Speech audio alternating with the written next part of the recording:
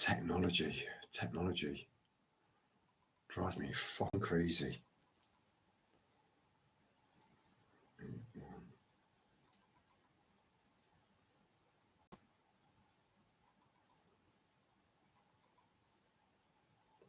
Oh, it's posted.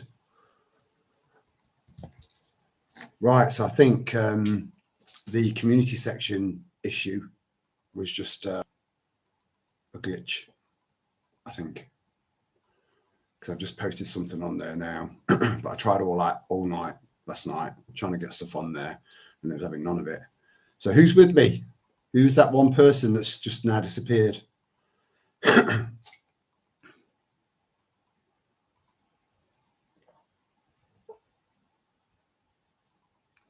We'll just make it a couple of hours. Say hi if you can hear me and see me. It's always better if you can get both of them. I look like a farmer, but like a 1989 raver farmer. What a combo. Right, so I've got a thumbs up. Hey up, Ray. You all right? How you doing? Have you been out basking in the sunshine, in the glorious sunshine? I went out and I just thought, it's bright light in the sky. What the fuck's that? In a country where they just want to fill every field up with solar panels. You know, you couldn't make this shit up. You know, if it was somewhere like Barbados, but actually, you know, just solar farms full stop, they should be banned. They should just be banned. They should be banned. You know, they're not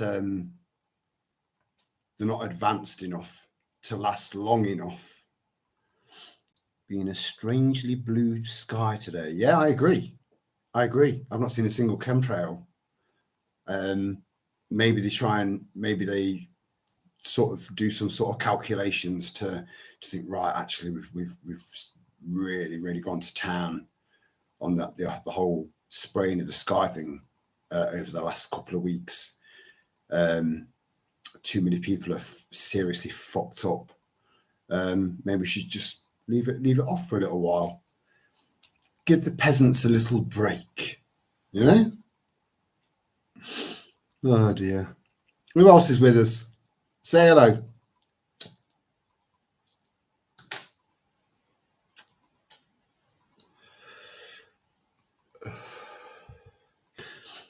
Hello, Lisa. Are you all right? I'm doing okay. I'll give you a bell in a bit. I'm going to take my bitches for a walk after this. It's not going to be a late one. I think we should be shut down probably about 11, something like that. It was just a little short live stream, something that bite-sized that anyone can, you know, just listen back on. It won't take too long. And I'm aware that people have got shit to do tomorrow. Yeah, I'm doing all right, Lisa. Generally, yeah. Yeah, I went for a lovely stroll with the girls, and I just saw that sign, and it just instantly enraged me, you know, because I've gone down there. That's where I go and collect the wild garlic.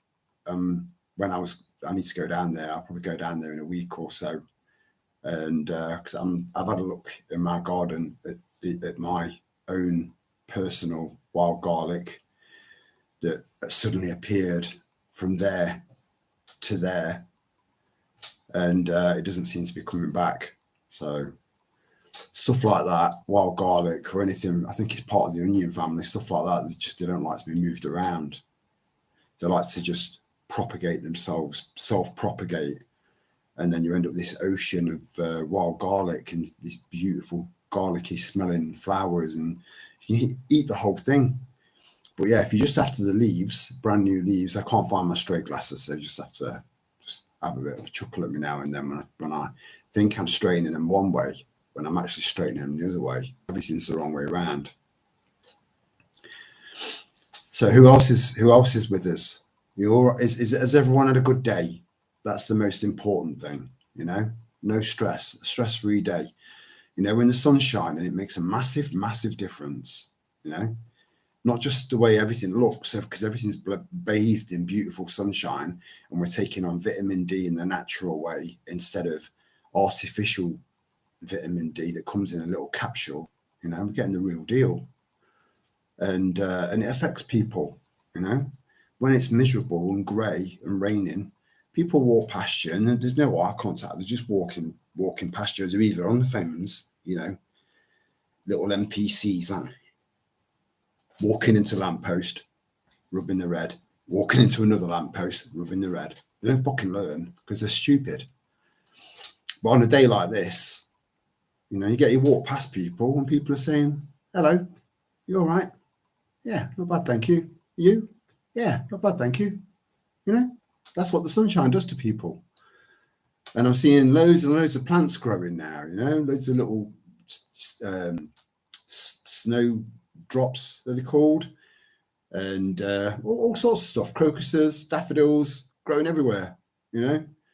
Things like that really lift me up. And I think one of the problems that we've got, especially at the moment, you know, where everything seems so fucking dark and unpredictable. And hello, Bo Witchy. I love that saying. Neo Muckers, love it. Yeah, because everything is because we're surrounded by bullshit and lies and darkness, and then you throw in shit weather, you know, grey skies and just misery and cold and damp. It's so easy to take your eye off the really, really beautiful things in life. And because we're so focused on researching and learning new stuff, and even when we're not researching and learning new stuff and discovering new things, and in our constant pursuit for the truth, we, even when we're not doing that, we're thinking about it, you know. So we take our eyes off the beauty in life, and we shouldn't be doing that, you know. I'm just saying, bit of advice, please don't do that, you know. Bring balance. It's good for you. It makes a massive difference. Remember, silver linings everywhere, absolutely everywhere. You can you can type any dark, seriously shitty dark scenario in the chat and I'll throw a silver lining at it, you know. But I can do the same in reverse, but I'd rather not, you know.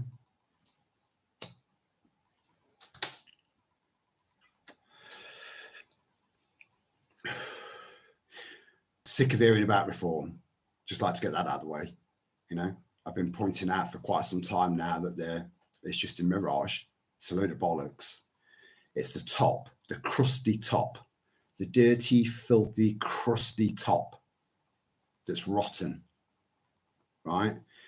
And I've said quite a few times before, underneath that crusty, dirty top are disillusioned, good, patriotic members of reform. I do believe that they are there, right? But they just don't realise it. But I think now that they're starting to see the cracks appearing, they might either, I don't know, move on to UKIP or Britain First, or go independent. You know, I'd rather make some sort of collaborative party. But again, it's pointless. We are not going to vote our way out of this madness. It's not happening.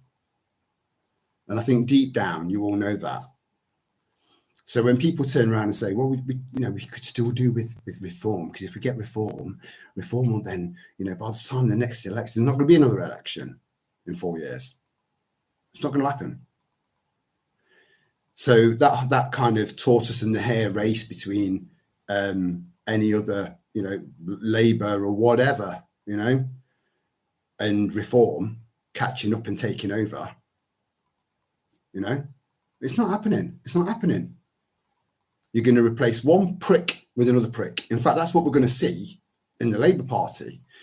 As the population of the country starts to really bubble up, and that's summertime, that's when the fireworks will happen. So when the country starts to really fucking bubble up and they can't turn the heat down, they're going to have to get rid of Starmer and replace him with another Muppet. And that other Muppet, everyone will start to calm down because they're fucking stupid and they've got no foresight. And then they'll take over and they'll do exactly the same thing until everyone bubbles up a little bit. But every time it simmers down, it's not simmering down to the level it was. It's just simmering down a little bit. And then it bubbles up and then it simmers down a little bit. It never goes back to the way it was. And people don't pay attention to that. They don't notice that. And it's a problem. It's a problem. Lisa Norton, how you doing? Hello, Chelsea. Good to see you. Did anyone see the video of the guy screaming at Starmer to stay out of his pub? Yeah. It reminded me of an episode of EastEnders. Get out of my pub. But he needed his henchmen, didn't he? This guy meant. I'm sure you could see in his face all he wanted to do was just fucking ragdoll him around his pub, just literally ragdoll him around the pub. But he wouldn't have done, he wouldn't have done that.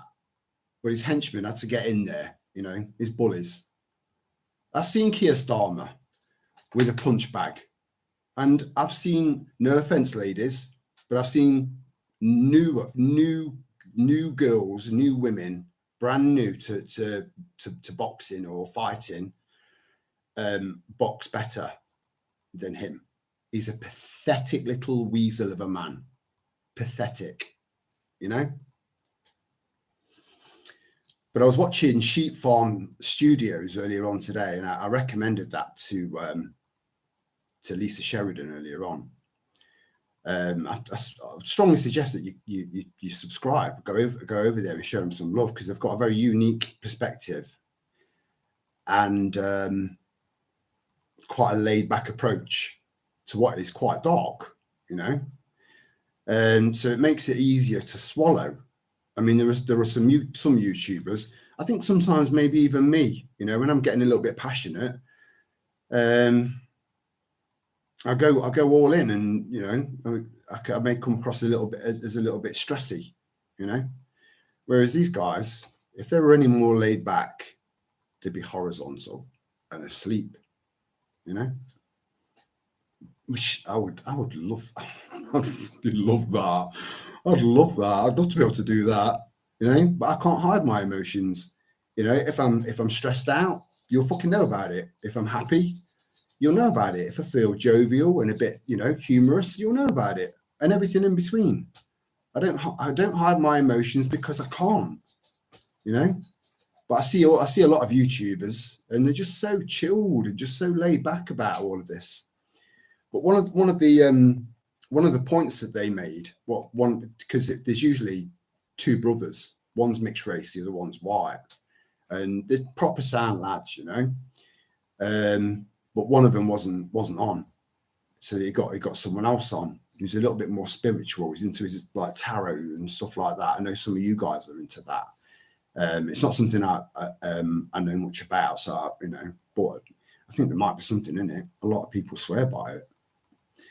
But they were just saying that if you look at the places, the schools that these prime ministers and ex-prime ministers and future potential prime ministers, some of the schools that they've been to, are some of the sickest, twisted places on earth.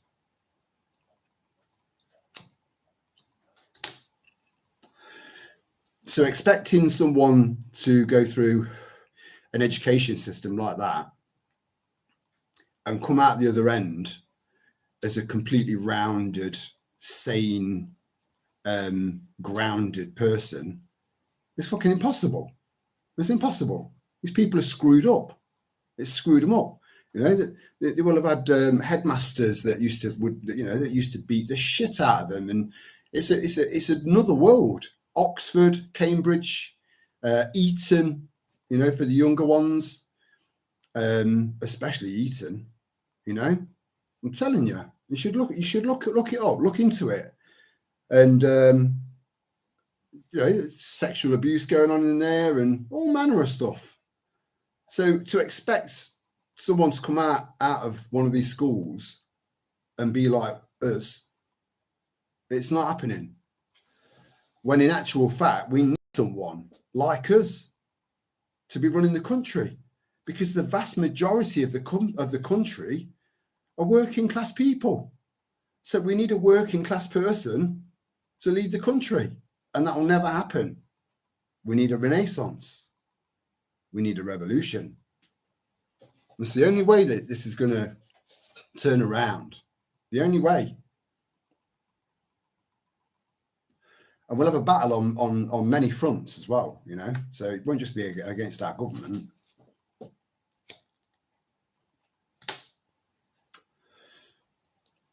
So, you know, people like bungling Boris.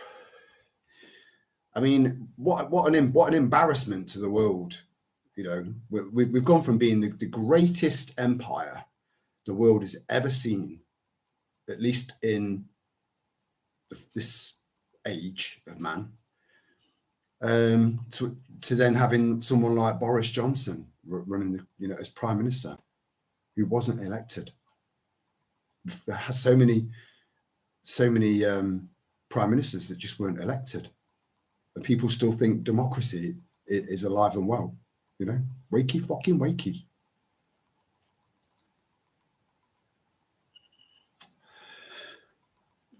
Democracy's dead. It's been dead for a very long time. The idea, the concept of democracy is brilliant, but only if it's done on a local level.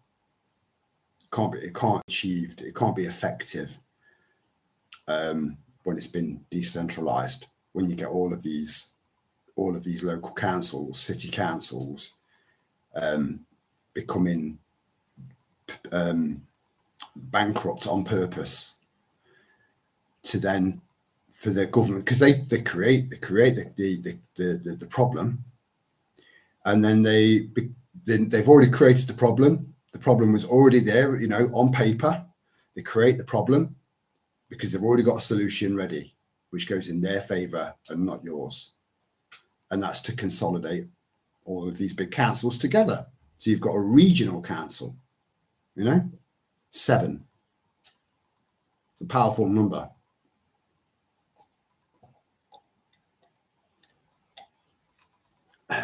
Some would say lucky. I don't think it is.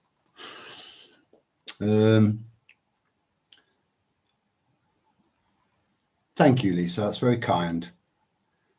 But yeah, I'm glad that you watched the live stream that they did back, and check out some of their other stuff. A lot of their stuff they will leave a link because they've got their own website where they do lives from their own website. To anyone that's just joined us, I'm talking about Sheep Farm Studios, and instead of saying bye, they go bye. They're just lovely lads, and they have really nice, laid back, chilled, rational thinking guests on as well. You know, they will complement each other. Storm.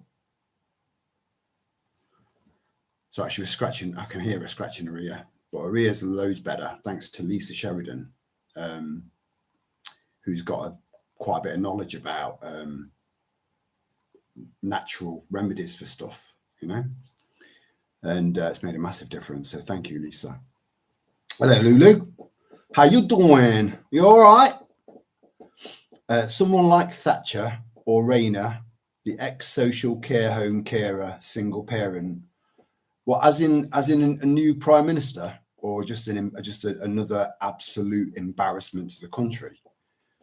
Because they've all been that, you know. And every time Musk puts a tweet out, everyone's like, "Oh, Musk's just put another tweet out," you know.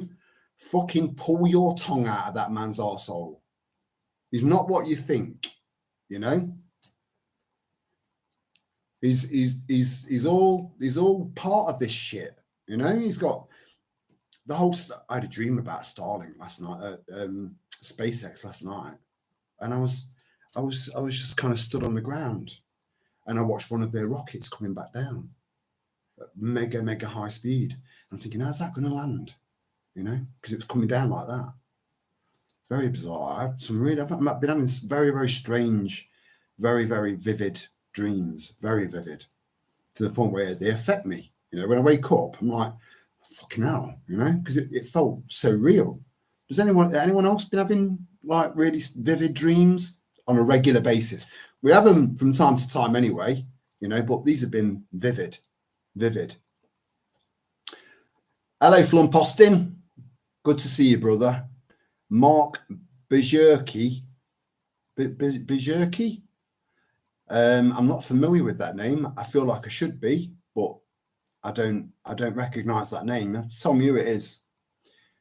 Bet a lot of parents turned a blind eye as well for status. Yeah, of course they did. Yeah. There's a lot of stupid people out there. There's a lot of parents that shouldn't be parents, that don't deserve to be parents. You know, they don't realise that having children is an honour, is a miracle. You know, they just take it for granted. Things like that really fuck me off. I've not got kids. I would have had kids, but I haven't got kids. Not because I didn't want them, but because I was told at the age of 21 that I'll never be able to father a child. You know, massive fucking hit for a 21-year-old man.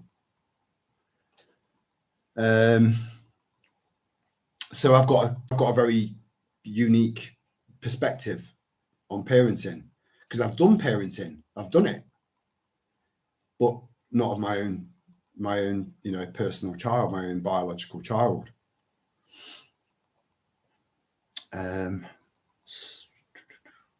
Problem, action, solution. Exactly, Ray.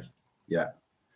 But we've got their number. We know that that's what they've been doing. It's just that there are millions of people out there that haven't got a clue, because they don't look past there, because that is part of their bubble that they're stuck in, their little safe space. Because being in the space that we're in, they wouldn't be able to cope with that shit. If they jumped out of their bubble into what we've experienced, and we have been experiencing for the last 5 years or so, they'd crumble, they'd melt like an ice cream in fucking Africa.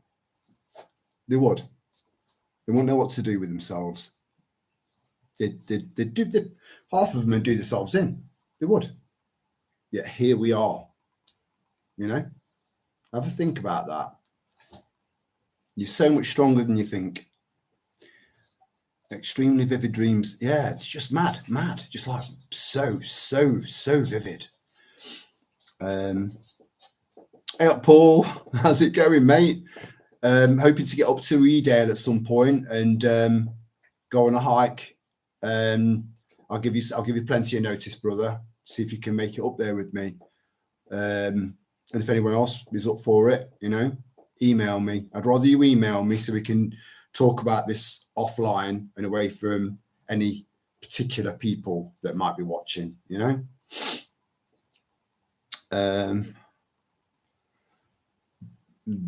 Berserky. So I've got the word berserk in my head because I love that word. You know, it's a very underrated word, berserk. If you go berserk, if you're in berserk mode, I think that's the next level up from rage. Both are bad. But yeah, we're all good, matey. So Bajurki is the crystal healing guy who went to same school as Dom and Chris. Yeah. I didn't know his name, Flumpostin. I forgot his name.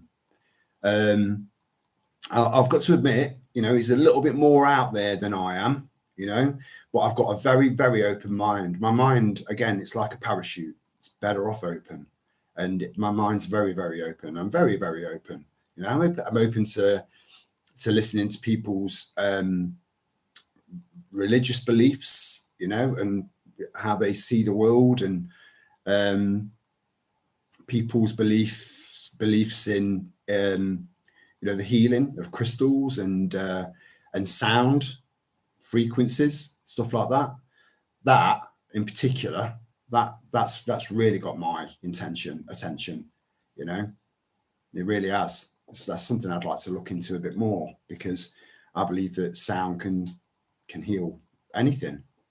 And I did put a link to a place down south. It's somewhere near, I can't remember now, without going scrolling and taking my I want to just devote, but it's in there somewhere. But there was a link to a place that does do that. It's one of the very, very few in the country that does it. They don't claim to cure cancer. They don't claim to cure this or anything like that, because they can't. Because if they do, they end up in jail. Oh. Every time I do a live stream.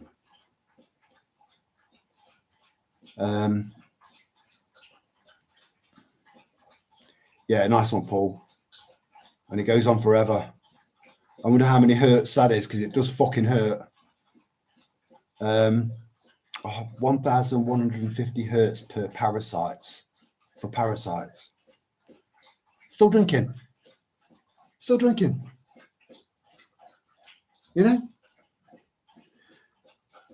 I'm sure this does your head in, and I am sorry, but I can't help it. It does my fucking nuts in.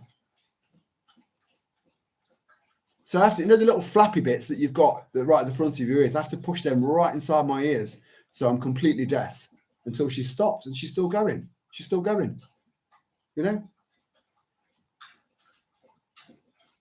I've had dogs all my life. I've never known a dog drink that loud or for that long. Whew. I do apologise. Yeah, I think everything's got a frequency, and we've all got frequencies. Everything, absolutely. This laptop, everything, the light, my phone, these glasses, everything's got a frequency. Everything. Now, my frequency might be slightly different to, say, Lulu's.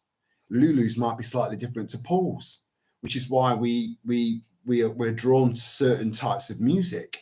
Our Annie, for example, she's into like really, really heavy thrash metal, like very, very, very stressy music. If I was at a gig and they were playing that sort of music, yeah, I'd be fucking loving it.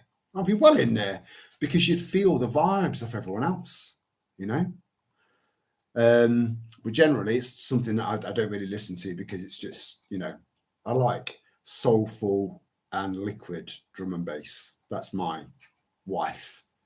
I've got lots and lots of mistresses.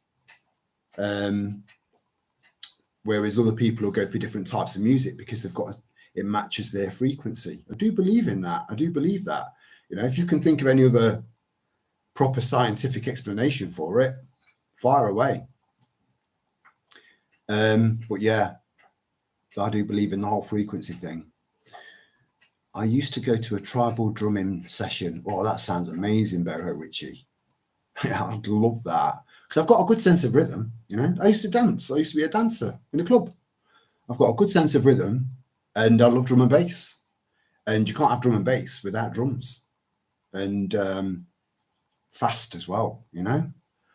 But you can, with drum and bass, you can dance slow and steady in between the speed, or fast and vigorous. It's amazing music. I love it. Old Uncle Time, I'm not sure how old Uncle Time is. I'm not sure. I'm assuming he's a little bit older than I am. Maybe 10 years, something like that, a bit older than me. Likes drum and bass, there's everyone loves drum and bass. You just need to find your right way in, because there's so many different styles, The energy was insane. After an hour of it, we were all high from it and energized, but also extremely grounded and calm. Yeah. Boho Witchy, we've been doing that for thousands of years. maybe even hundreds of thousands of years, maybe millions. We just don't know. I wrote something on a post-it. I have these little ideas, these things that come into my head now and then, and I write them down on post-its. But I ended up with so many of them stuck on my fridge. I had to do a bit of a clean out. But it was something along the lines of,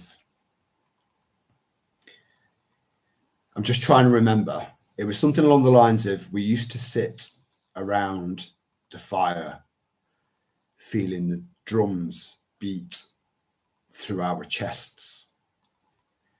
Now nobody wants to sit around the fire and play the drums. Something like that. I think it was better than that, you know, but you get the idea. Chelsea Star, they're not dreams, they're messages. There's a lot of dreams than just the subconscious. I think it's a very I think is contentious the right word about dreams, because some people believe that dreams are messages, and then you've got people that believe that dreams are just things that you've kind of thought about and seen during the day, and that's played out in your dreams through memory, and it's just interpreted differently and it's put together in like a story. And then there are other people who have got a completely different perspective on dreams, and that is that whilst we're awake, we're dreaming. Whilst we're asleep, we're awake, which is a head fuck.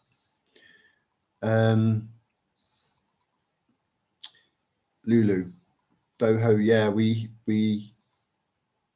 hear those awful drums that the Marxists use to cast spells on Anglo-Saxons at protests. It can be good and it can be bad, Lulu, you know. Again, I love drums, you know, and I'm not kind of open to evil spirits and demons and Marxism, and you know, I think I'm a good man, you know, and there's no way that I can be turned, you know, and I listen to drum and bass all day long, you know. But I get where you're coming from. It does seem that every time we go on a march, we're just marching, you know, we're just walking in peace, in solidarity and unity, you know, whereas they're banging away on their drums and shouting shit at us with venom. So I get your point. Yeah, it is very healing. Again, this is something that it would be quite nice to add something like that to the mid-June tribal gathering. Again, email me if you're interested. That would be nice. Just get one person with a little cup and a spoon going ding, ding, ding, ding, and then get the other one going didn't, didn't, didn't, and then the other one. So everyone's playing, and by the time you know all of those people have got together and they're all doing something different that fills in the gaps, it would sound fucking amazing, you know, and that would just draw everyone together, you know, bring everyone's souls together in unity, in rhythm, you know, our heart's a rhythm. Oh, I've missed a bit there. Hold on.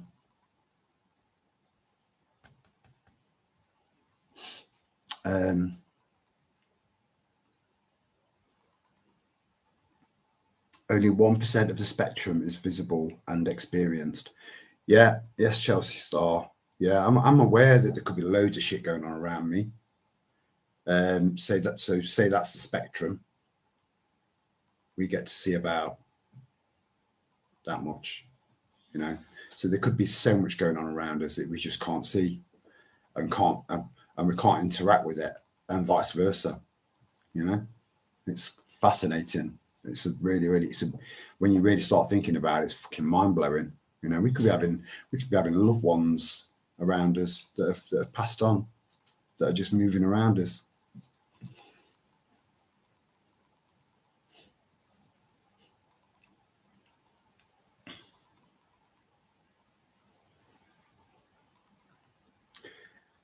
Yeah, dancing, dancing's good for you. Music's good for you.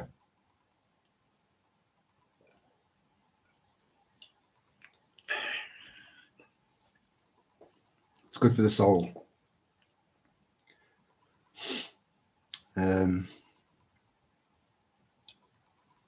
Are you really a drummer, Ray?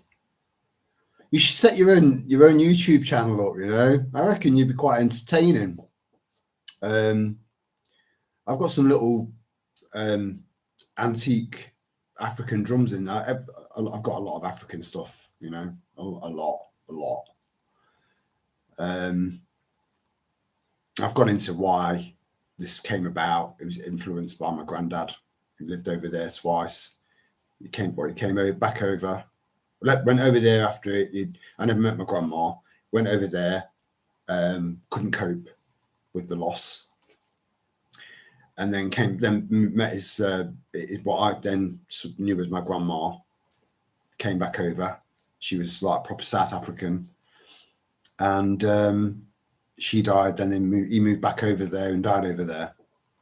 But he brought some bits and bobs over for me, and I just got hooked. So I started collecting, and but I got more and more fussy about what I collected. I wanted things to be quite unique, you know.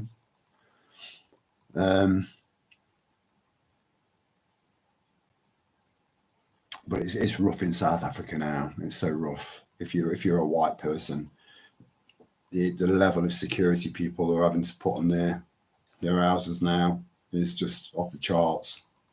And even kind of lasers. So when one of the lasers is broken, and it sets an alarm off. But these people know that these lasers are there, and they crawl underneath them because they're just a little bit off the ground, so the cats and rats don't set them off. And it's a bad place to live, you know. And that could be a taster of what England could be like in 5 years' time. This is why I say, you know, learn to fight, learn first aid, learn some alternative, natural medicinal healing medicine. You know, again, that what's it called again? The Green Pharmacy.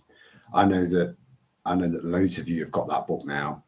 That's really buzzed me out. You know, it doesn't take much to buzz me out, but that fucking buzzes me out because I know it's an amazing book. You know, it's not something you don't need to sit there and just read it from front to back like a novel. It's just an amazing reference book. So if you've got the amount of conditions that you wouldn't think could be sorted out naturally are in there, you know.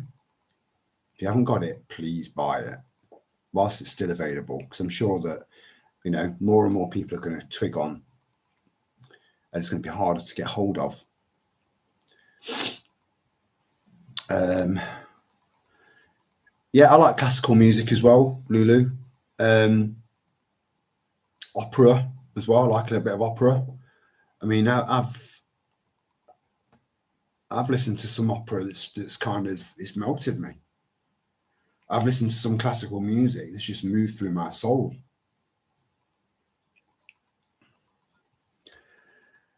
I listened to the full version of Adagio for strings the other day, and I rolled up. You know, it's a fucking powerful piece of music. It's so somber, so sad, so beautiful.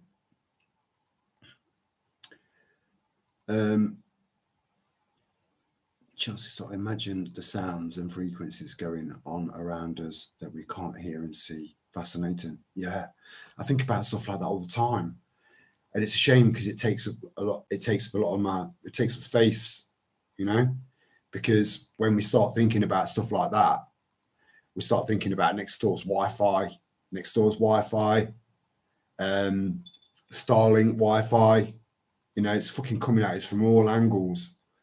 And I believe that's why we get sick. You know, I believe that's why we're open to getting, you know, various different strains of coronavirus, naturally occurring ones. not the fake one, you know, the one that never existed.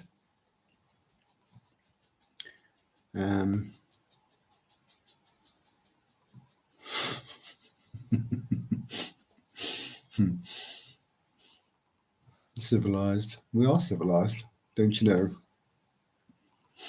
It's only a matter of time. I mean, give it another 10 years, we'll have bones through our noses, wearing like fucking horse skin, running around with spears. Like, get out of my country, you bastard.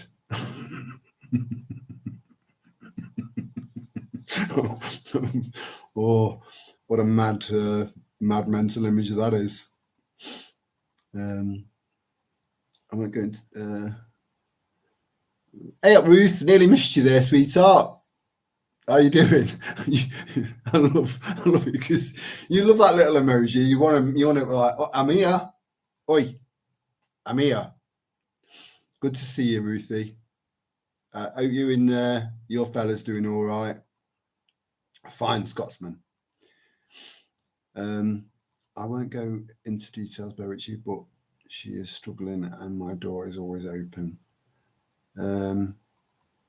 Yeah, there's lots and lots of people having problems at the moment. You know, there's a guy that goes around Nottingham and he just films stuff. I mean, he's coming up to about 30,000 subscribers now, which is, you know, it's a nice little earner for him, considering he's just walking around Nottingham. And then he'll say, "I'm going to go to Manchester next," because he's got a bit of an irritating voice, but he's quite watchable. And because he does Nottingham, I recognise everywhere. I know Nottingham like the back of my hand. But it's a very, very different place now. The amount of changes that we're seeing in big cities is significant. You can see people's mental health slipping, and we're just seeing more and more unhinged people getting more and more unhinged, which is not good. It's not good. So just, again, learn to fight. Just so you can defend yourself, not to go out there and start knocking people about, just so that you know that you can couple of hits in the right places and then run away.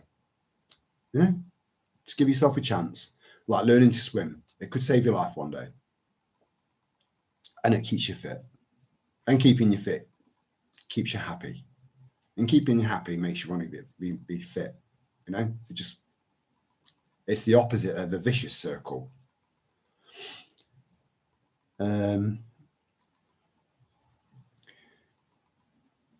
Yeah, South Africa is just so bad. A bit like I said, a couple of live streams back. There was a massive stadium full of native African people just shouting, "Kill the boar, kill the boar." Hundreds, well, probably not hundreds of thousands, but there was, they packed out a massive stadium and the pitch, and they were all chanting the same thing. And that's not the only place that's been happening. You see, my point of view with South Africa, for example, or Africa in general, is that yeah, the apartheid was bad. It was bad, wherever the white man or white woman's gone, we've taken over and made it our own, But with that, we've put in sanitation, beautiful architecture, economies, But then there's part of me thinking about these tribes, some of these tribes that are still in the Amazon, that you can't get anywhere near them because they'll spear you, and then they'll eat you. But they're probably some of the healthiest people on the planet, lean, happy, and pure community spirit. So it's like, yeah, it's just trying to weigh it up. We were designed to be immersed by nature, and these people are. So yeah, there was the apartheid, which was bad, not good for that for the black people. of Africa. But we created jobs, and famine was going to be an inevitable thing anyway over there because of the climate and the growth of the nation.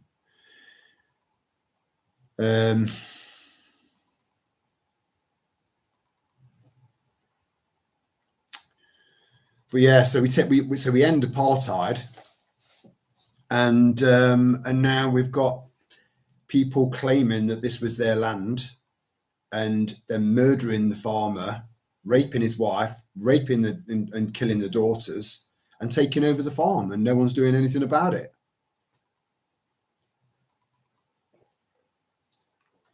So a lot of people are becoming more like the American version of preppers, because guns can be owned over there. The gun laws are quite lax, for at least for white people, which it seems are the people that need the guns, So it's a complicated one. It's a very, very complicated one. I certainly wouldn't like to live over there. That's for sure.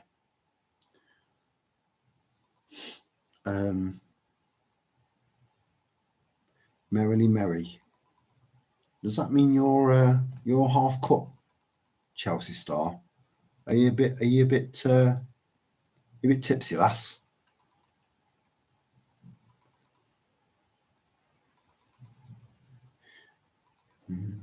Really bad now. Started to get bad then, and they got out before it got really bad.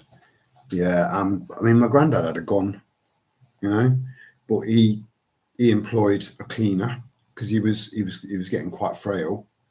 He employed a cleaner, who was a black lady, and he employed a gardener.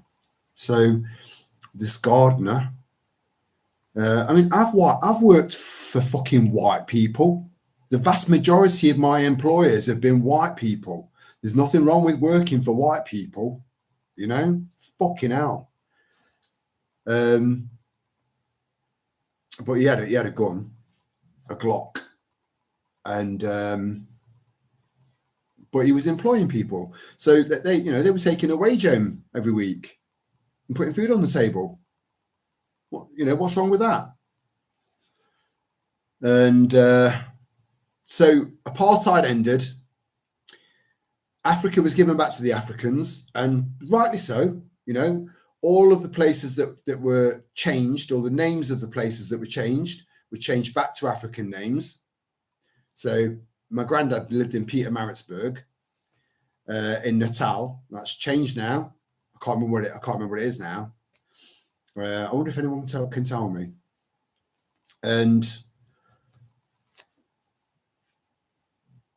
now, because it's been handed back, and please don't take this the wrong way, any of you, it's been handed back to people that don't know how to govern, that don't know how to run an economy or make it or grow an economy, because they've not got any experience in it. So it's just massively corrupt now. And yeah. So it seems, and this is just an observation, and there's no racist connotations in there. It seems that it was built up and built up and built up and built up, handed over, end of apartheid, and then it's just gone like that. So make of that what you will. It is what it is. But I'm glad my granddad's not living there. I'm glad that my granddad's not with us anymore for that reason, because it would have still been over there, in the thick of it all.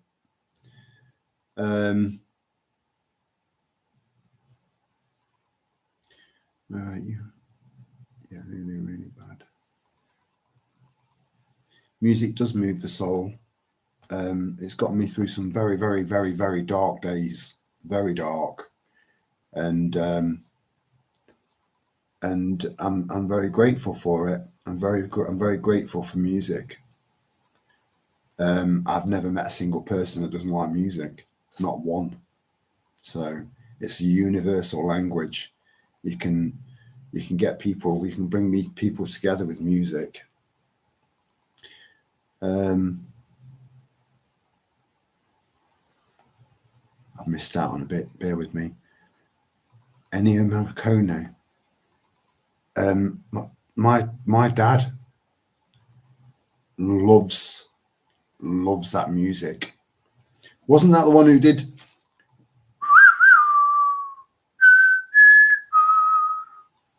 Is that right? Let me know, Ray. I'm sure I'm right. Dad was a big Clint Eastwood fan. I think he fancied himself a bit as being a bit Clint Eastwood. Yeah, I met at least 6 people near me who left. Left where? I've lost a bit of context there. I'm sorry, guys. Life is but a dream. Rows about life could be an illusion in Hinduism, Maya. Yeah, you know, honestly, I do like the Hinduism way of life and its history. I do, you know, and so far, touch wood, I've never met a twatty Hindu. They've all been sound, you know. But I'm a racist. I'm a bigot. You know, I'm far right.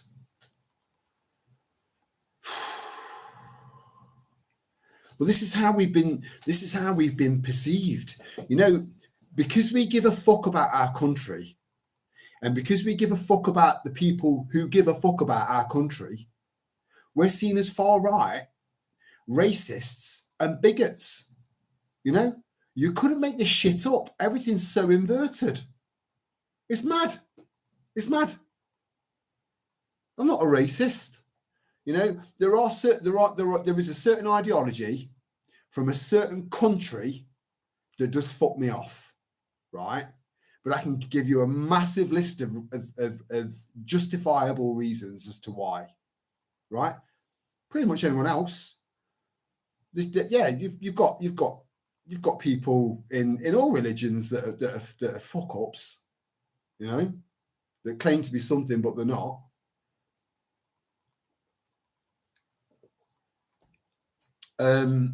But generally speaking, you know, most religions are peaceful, especially Hinduism.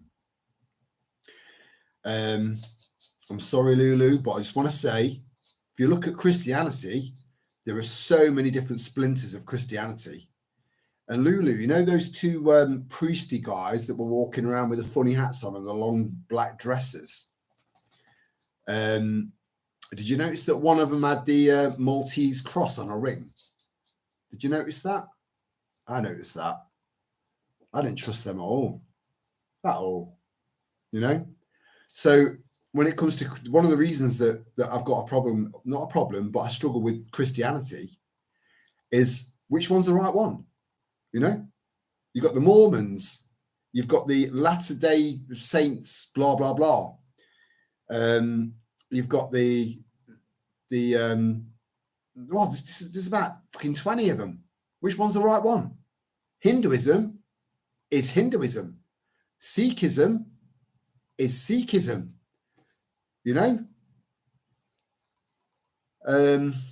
So, you know, it is challenging for people that are trying to look around to kind of maybe look into a faith, you know, to find some comfort and reassurance. There might be people out there that are doing that, and they're looking at Christianity and they're thinking, right, fucking hell, which door do I go through? There's 20 doors, and that does my head in.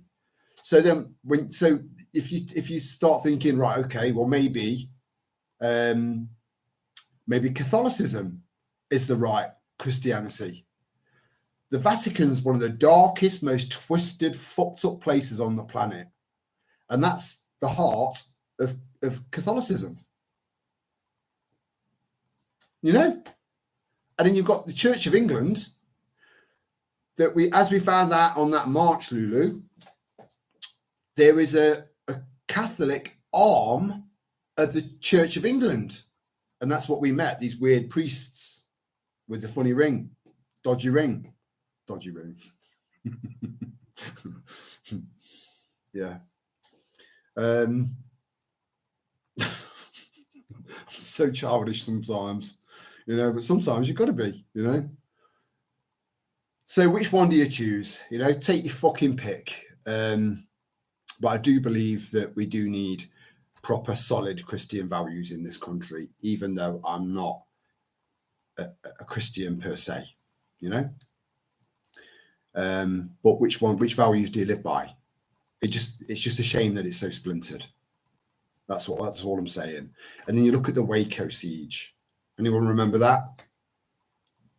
You know, kids killed, women killed, just fucking obliterated, just shower of bullets and fire. And that was because of one crazy fuck who managed to convince all of those people that he was some sort of disciple. He got inside their heads. What's the difference? Just saying. So that was his own. That was another little kind of splinter of Christianity. Everyone's looking for a hero. Everyone's looking for a savior. When all you need to do is look in the mirror. Let them have South Africa is turned to shit, another shithole. Don't mince your words, Lulu.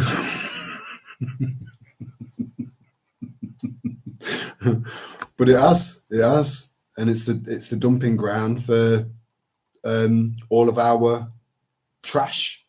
You know, it gets put on barges because we're producing so much trash, as the Americans would call it, that we're the amount of places that we keep dumping it, we're running out. So we're now putting it all on big massive ships, shipping it over to Africa, and then just putting it onto trucks and then dumping it all in the middle of the desert.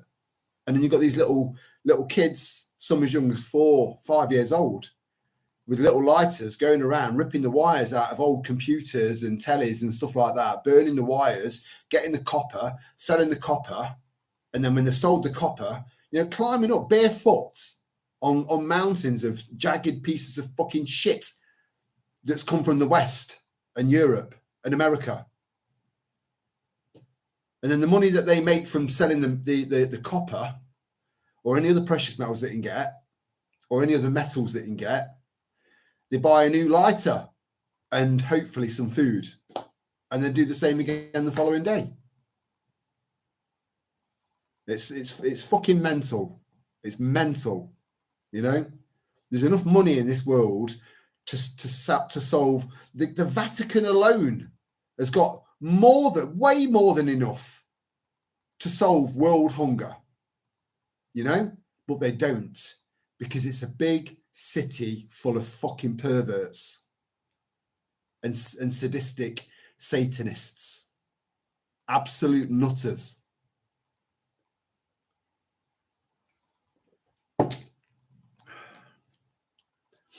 Well, I think we've got religion out of the way. What's next?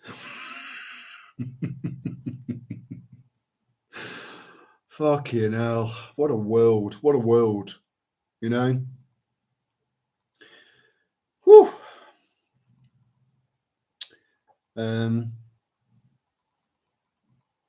You call it me mental health. I call it possession. Who knows? Who knows, Lulu? Who knows? We've got no proof of either, other than the way that people display their behaviour. And yeah, there are monsters out there. There are some seriously evil, twisted, fucked up monsters out there.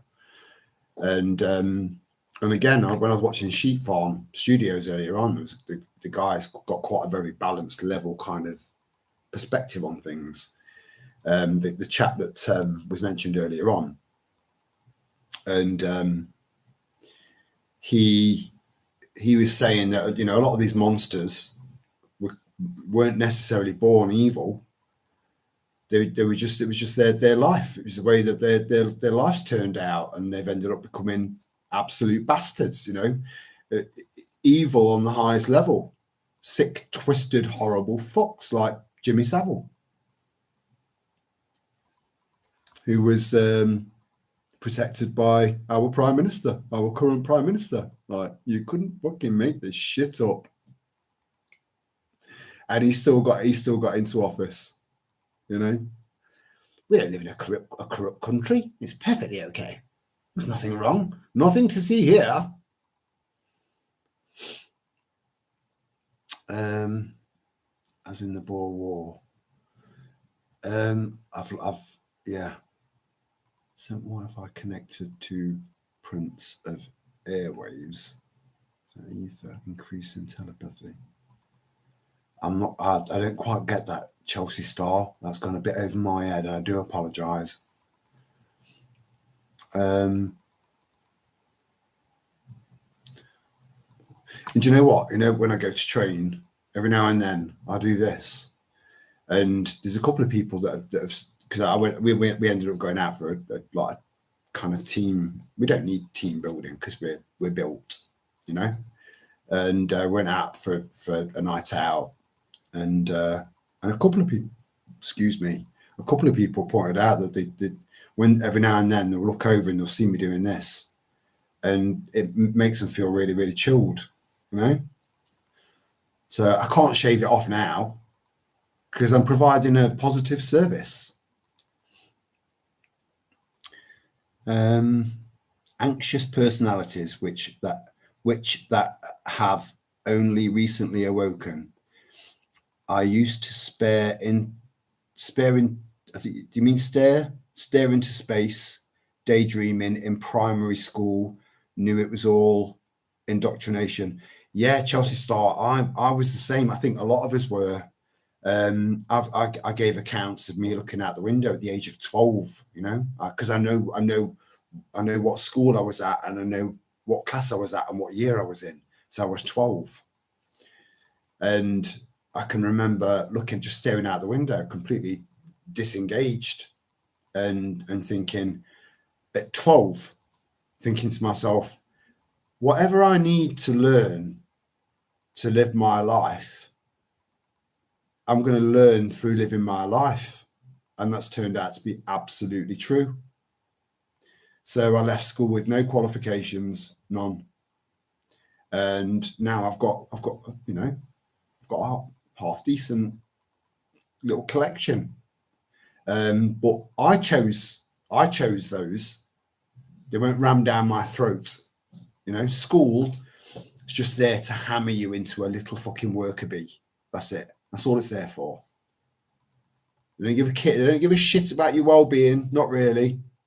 I even had a school psychologist come to my school, and he did an IQ test on me, asked me loads and loads of questions. He came once a week for about a month, and then after that they decided to send me to a special school once a day. I can't remember how long for, 6 months, something like that. Went to a special school where kids that weren't connecting at school went, So talk about alienating me from my school. So every time I went back there, everyone's thinking I'm some sort of weirdo. When on reflection, looking back, I was the same one. They were the little worker bees. I was the one with a mind of my own. And that's really hammered home over the last 5 years for all of us. But yeah, I agree with you, Chelsea Star, about that. Yeah, it's there were, I think, a lot of people that came across as being a little bit rebellious weren't necessarily being rebellious. They had a mind of their own, and if it didn't make sense to them, if it wasn't rational, then why the fuck am I going to do it? If it makes no sense, I'm not going to do it. I'm not going to sit here and learn algebra When the fuck am I going to learn algebra or French? You know, they hate us. I knew back then they hated us. Why am I going to learn their language? I did learn a little bit of Italian, but that's because I love Italy and I love the people, and they're going through the same shit we're going through. But yeah, French, I disengaged with that. I disengaged with maths. Loved English, loved history. I don't love history now because it's all a lie. Loved art, and loved music. And going back to principles, right? I think I might have mentioned this once before. In fact, let me just top up and I'll come back, because principles are important. They're fundamentally important. If you've got no principles, you've got nothing.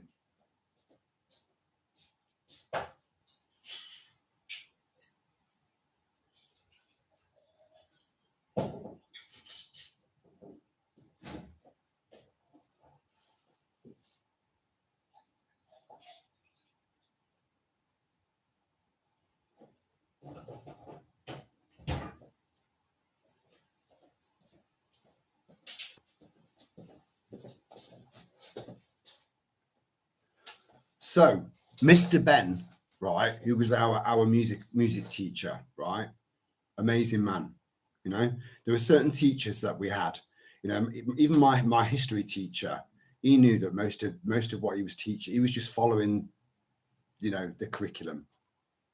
But he knew that some of this was bullshit, and I'd question certain things, you know, or I'd write certain things down and say, have another think about that, another possibility, or it just say little things to me, not just to me. It was a couple of us, you know. He was trying to point us in a different direction. Looking back, good teacher, you know. So Mr. Ben, another amazing teacher, very, very passionate about his music, and we had our own steel band, you know. I lived in Lenton. I lived in Radford, then I lived in Lenton and Sandfield, which used to be called Cottesmore. There's been a few famous people that have come from that school, mainly footballers. And yeah, I mean, Lenton was very, very multicultural.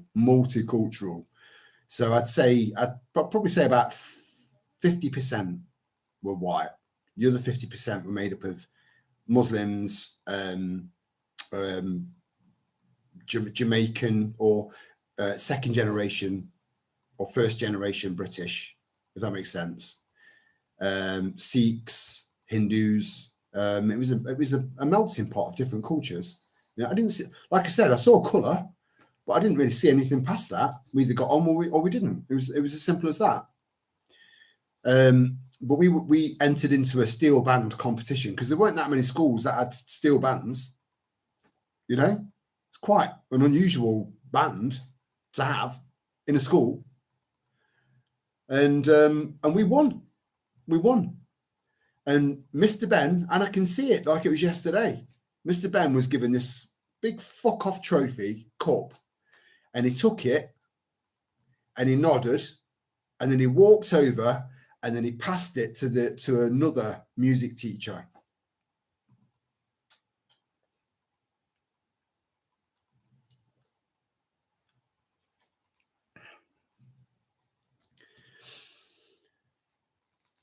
Because he believed that they were better. How principled is that? So yeah, you know, there was a bunch of us that were fucking gutted. You know, we'd gone from like hugging and jumping around to seeing this trophy being passed to another school. But looking back, so much respect for that man. Principles. Stand by him, no matter what.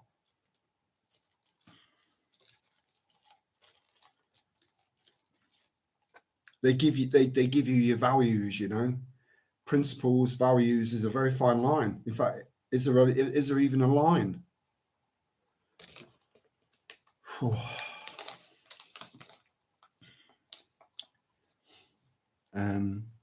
Africa is a tribal nation. I think it will always be so. I totally agree. Totally agree.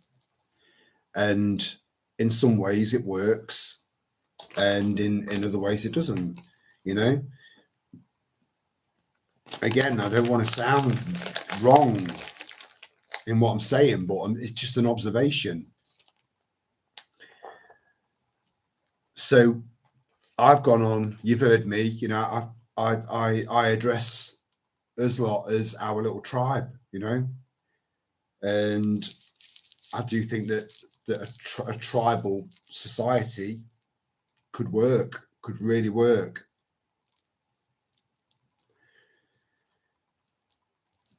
However,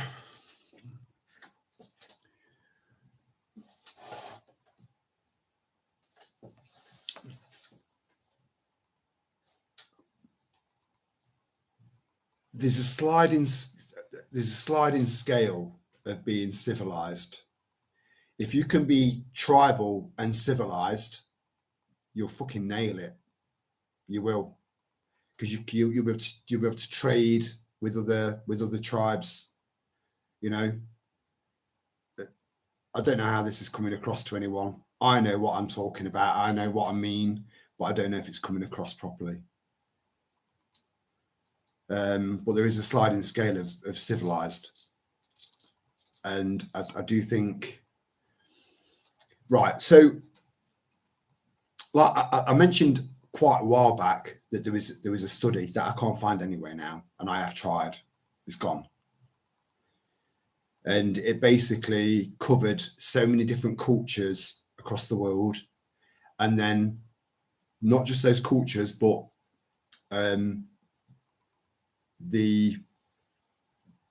where they were on the scale of wealth, as in material wealth. And then they also went in further into depth with each sex from each culture as well. And there were pros and cons for so many. So the average white man isn't going to beat the average black man, the average African man, in a sprint, right? So look at Usain Bolt, for example. You know, some of the fastest men on the planet are black, most of them. Some of the best boxers that this world's ever seen, black. Some of the best, the most incredible endurance runners, marathon runners, black. You know, so there are different races have different attributes, and then there are negative elements to each one of those races too. Now, I don't want to go into too much detail because it will just get way too controversial, and I don't want any fucking shit.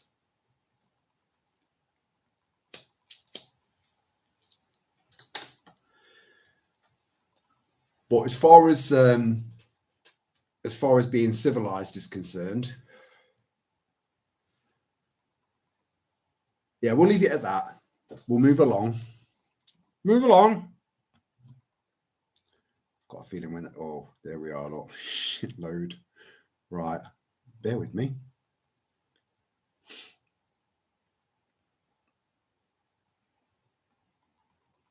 Yeah, the tell lie vision, absolutely spot on. I'm sorry if I've missed any of your comments out, guys. You know, sometimes I go on one.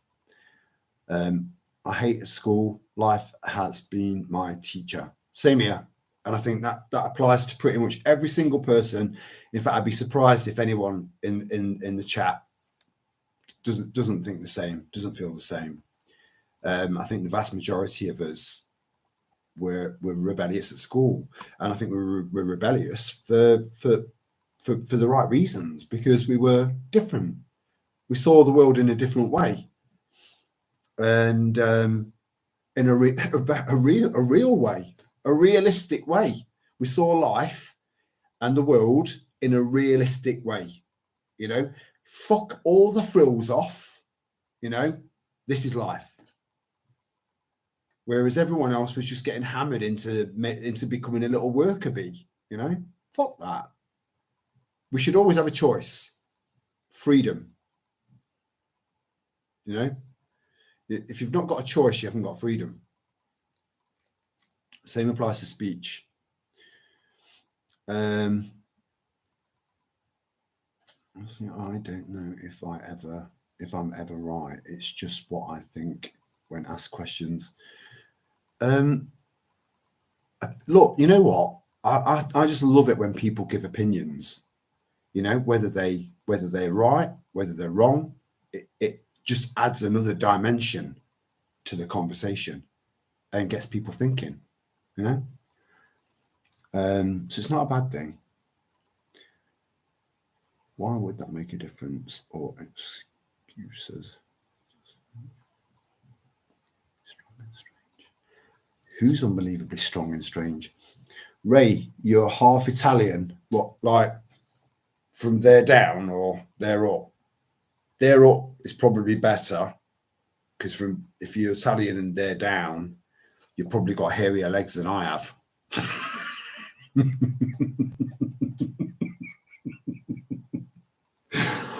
Oh my gosh, you know, I've had a good day today. I hope you have. I really do, because you deserve it. Who's changed since being around you, Chelsea? Principles are vital. They are. Well, they are to me. You know, I don't expect everyone else to think like me. I don't expect everyone to be like me. I don't expect everyone to see the world like me, have the same opinions as me. You know, I expect everyone to be an individual, not a fucking sheep. Don't follow, you know, be yourself, but be able to be part of something at the same time.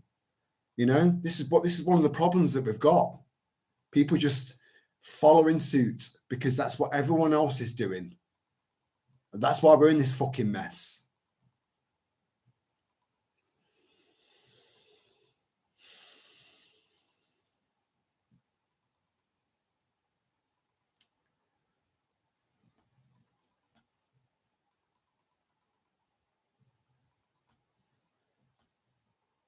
Hello, Hugh Macbeth. Hugh Macbeth from the Highlands of Scotland. What a great place to live. I'd fucking love that. With the red kites flying above. And those big, massive yak type, like Highland cows with the big horns. Oh, I love shit like that, mate. I've never been to Scotland, you know. I'd love to go to Scotland. I mean, we've got the Lake District, which is outstanding enough. But I mean, Scotland is, you know, fuck me, you know, that is, you know, you don't get wilder than that. It's mad. Has anyone ever seen the film Calibre? That was a Scottish film, independent Scottish film, amazing film. You're literally fucking hell all the way through.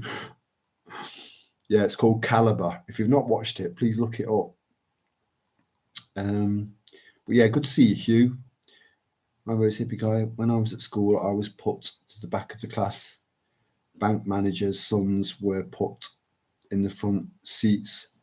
You see, that's the way it's always been, right? So that's pretty close to general society as far as the education system is concerned. So the higher you are up in by way of Wonga, the better the schools you go to. And then the better the schools you go to, which aren't better, you know, they're only better because people think that the more you pay, as far as education is concerned, the better it is. That's not the case. But yeah, be proud that you were sat at the back of that fucking class. Be proud. I was always in trouble. You know, and then like the amount of times I had the slipper, the cane, you know, the ruler for whispering. Mrs. Hall, big fiery red-haired woman, bastard of a bitch, you know, just whispering, come to the front of the class and just embarrassed in front of all of the class as she smashed this wooden ruler across my little hands. I mean, I must have been, I don't know, 9 years old. Smashed them 5 times across one set of knuckles, 5 times across the other. Then I go and sit down, you know, for whispering. The education system needs to be completely destroyed. We need to home educate. We need to find another way of living, because the way that we've been living for God knows how long now is not right. And you know it's not right.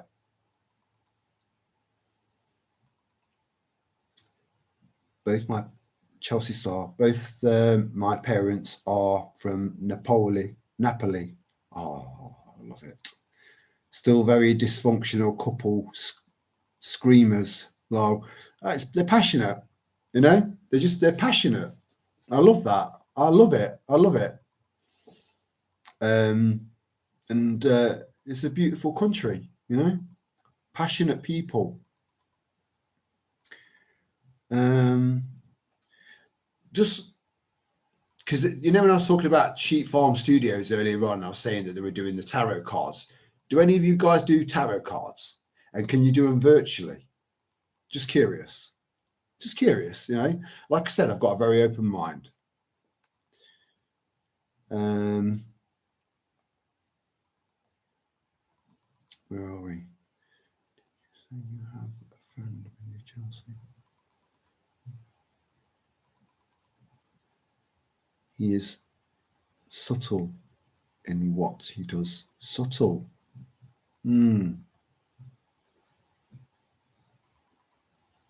Yeah. I think there's a conversation, a bit of a chat that we had that made me feel a little bit concerned about you, if I remember right. Email me. Yeah.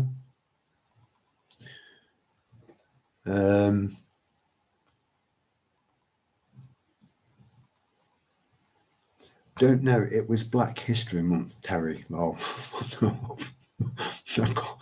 I'm not sure what the context was to that. I do apologise. He went for 3 different boats, but all 3 haven't worked out. I was currently homeless, but wishes my daughter wasn't around protecting me. He comes up with these. This is starting to, yeah.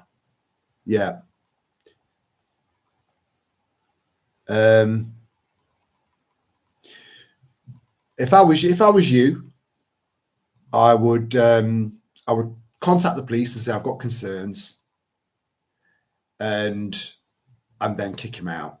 So at least you've reported your concerns and then kick him out, get rid of him.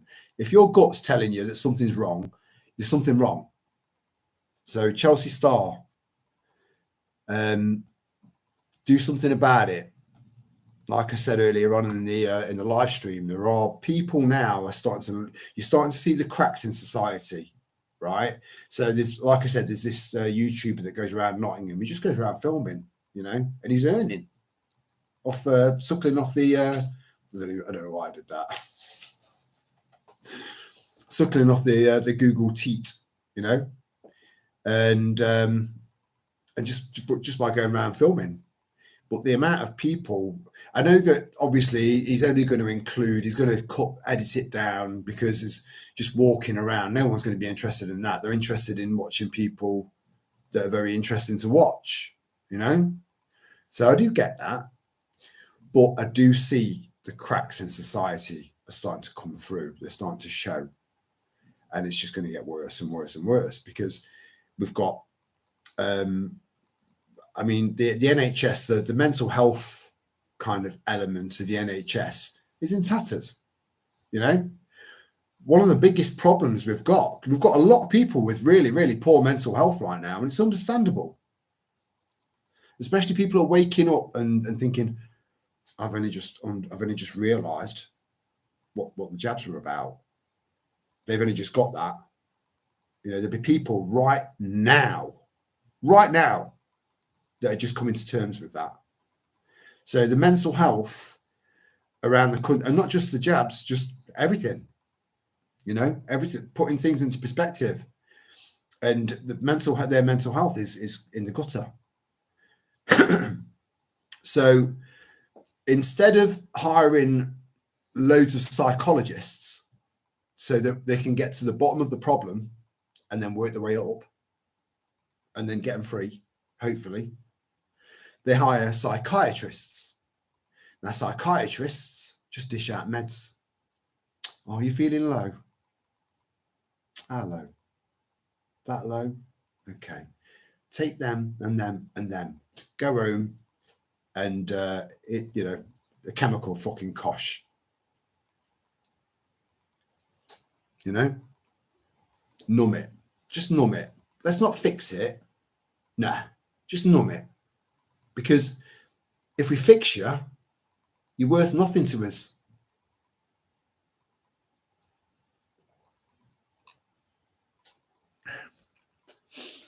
So the mental health availability or support for the average Joe in this country is fucked. It's fucked. The resources aren't there, and the resources that are there are not fit for purpose. We need more psychologists, not psychiatrists.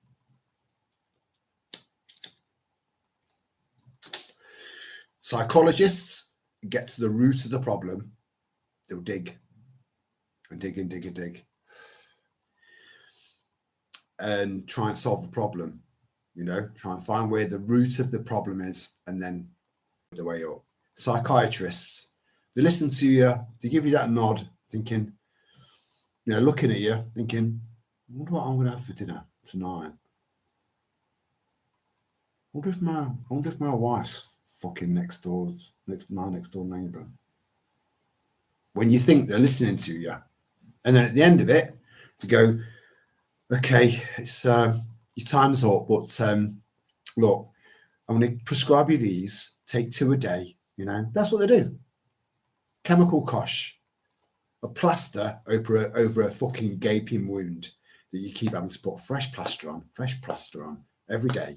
Taking a pill, never getting to the root of the problem. Seriously fucking flawed. Deliberately. All for that. I've just posted something on the community section, so hopefully it was just a glitch to anyone that missed out on that. Right, time for a brew. That's such a British thing to say, Bo Witchy. I love it. I love our little ways. Joanna Morgan, I'm still rebellious. I have my own mind and I use it. I have my own opinions and I won't be told what to do. Good. Everyone should be like that. Know thyself. Know thyself. I love that saying. Know thyself. But I sound like I'm reading a chapter out of the Bible or something like that. But it's very just, I like it. It makes sense to me. Ex-army, that is what he says. I see potential in G. I don't get that, Chelsea. But I'm going to carry on reading down. I'm sure it will make sense. I'll see the top half of you, Ray, is Italian. So you've got a better tash than I have then.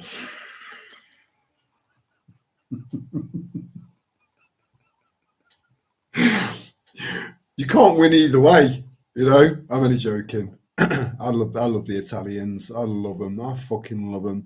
I've been over there a couple of times and it just felt like home to me, it felt like home. So, and apparently, there's some Italian in our history, but my dad went through this DNA shit. Don't trust them.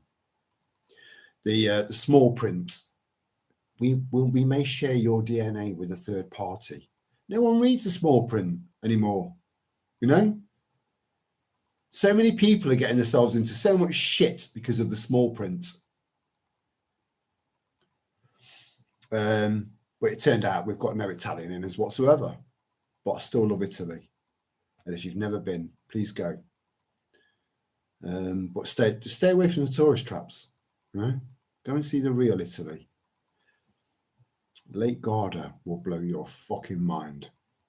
One side of the lake, it's just nice and, and then the other side of the lake, you've got the Italian Alps, and you're just looking up and up and up and up and up.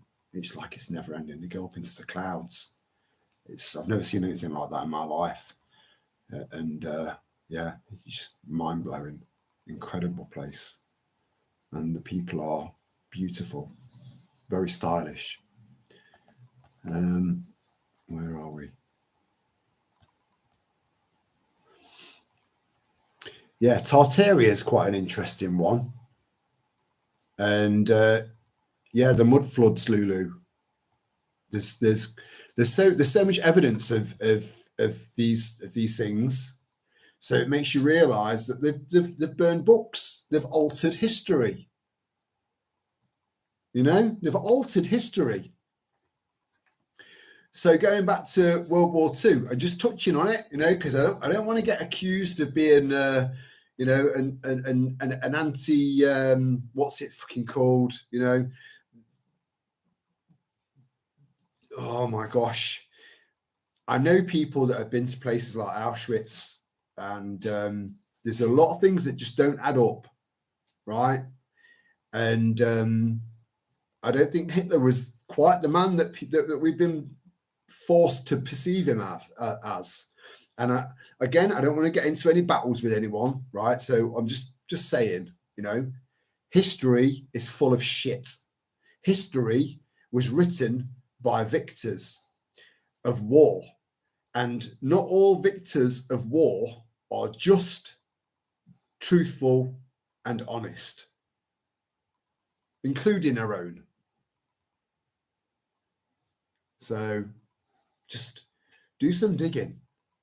It's fascinating what you'll find out. There'll be so much there'll be so much conflicting information. We've been lied to for far too long. Always know your own mind. Don't cave in to someone else's perspective.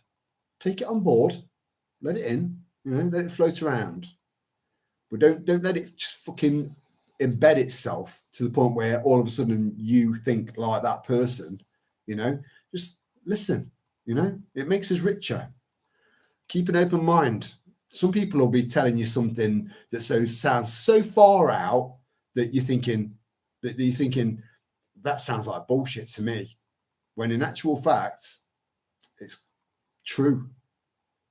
And then you'll get people that are telling you stuff that sounds very believable that in actual fact is bullshit, like most of the stuff that comes out of a typical politician's mouth, full of shit, just saying what you want to hear. It's an art. It's an art. And Farage is no fucking different. Now you're starting to see the cracks. If only people had listened to me back then. There's just some things are so clear, crystal clear, evident there in front of your face. But they're like, no. Get a fucking grip. If you don't, put on your Billy Big Bollocks trousers and face facts and the truth, you're going to become a victim. Fact. Hey up, Linz. Good to see you. How's it going? I know a bit of the Tusrot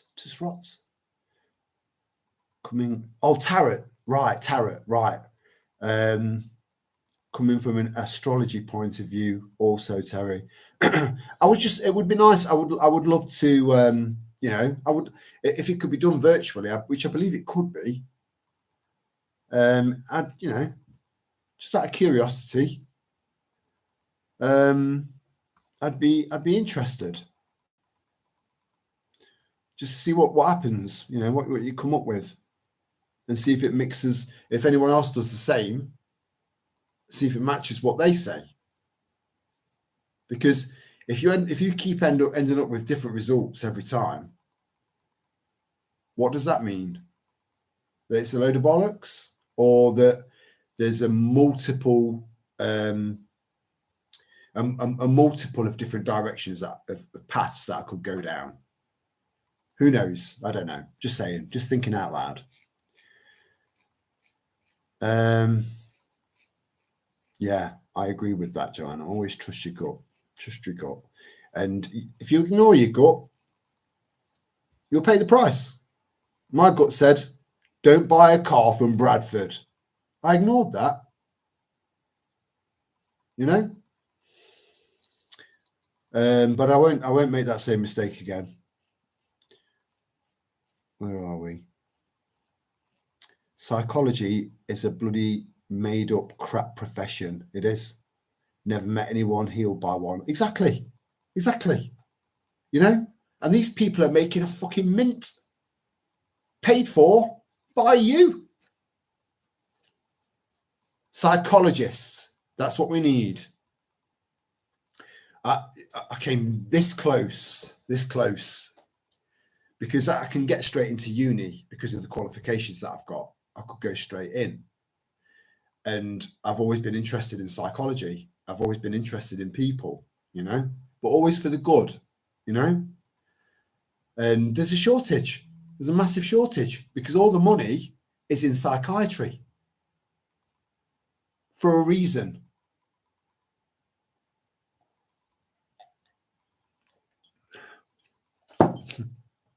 Look, what I'm using is a glass rest from my drink. I do apologise. It's just a phrase book for. I didn't really use that. I just used Google Translate so I could learn to, because you need to be able to sound, you know. Uno bere tu vino rosse per favore. You know, you've got to sound like them, not just like bonjour, you know.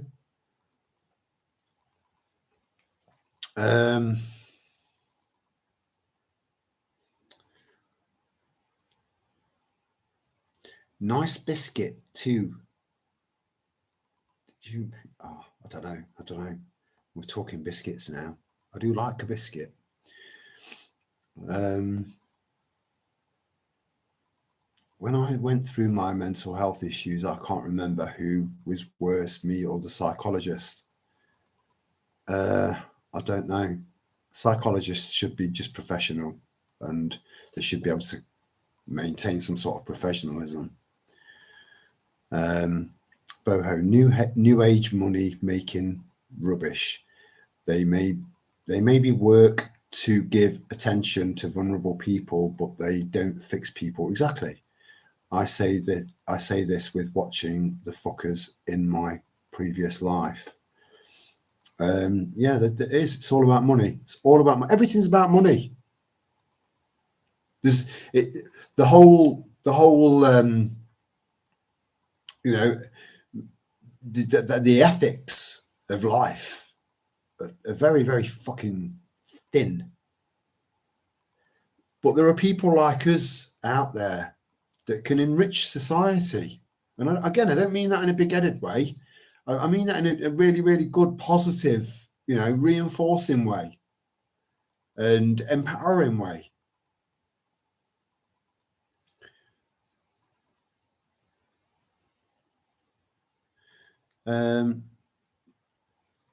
That's right, Boho Witchy.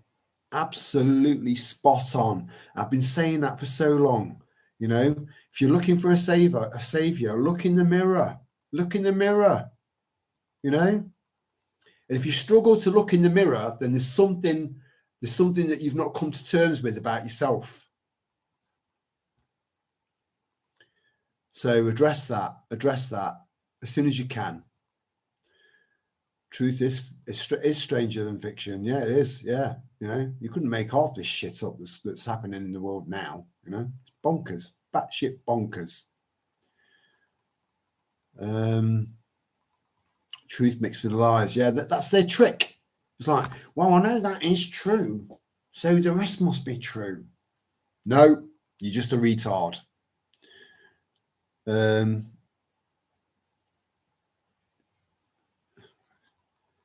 Witchcraft is real. Open yourself up to demons. Why not give it a go?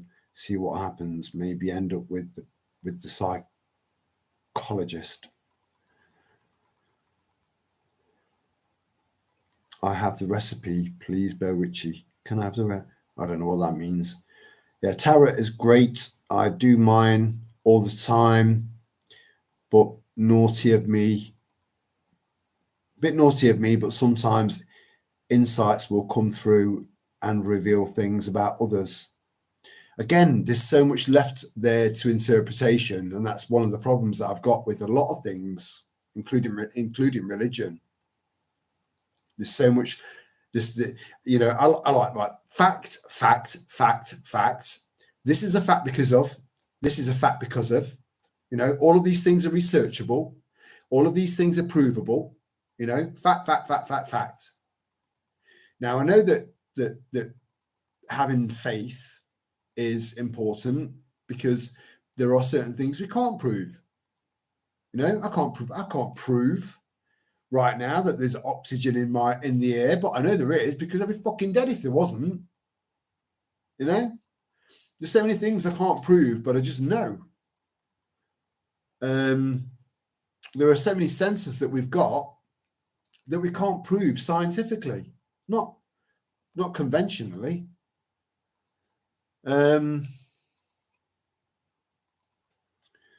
Yeah. There's no demons or devils in witchcraft. Maybe educate yourself. Are we having a cat scrap? A little. I agree, though. It's very real, and most should avoid it if they don't understand what it is. Joanna, I'll bring you a tray over with my secret recipe. Or will it get us? Will she end up stoned? I've had some dodgy brownies in my time. Fucking hell, I couldn't lift my head up. All my arms. So I just sat there. It's like drool.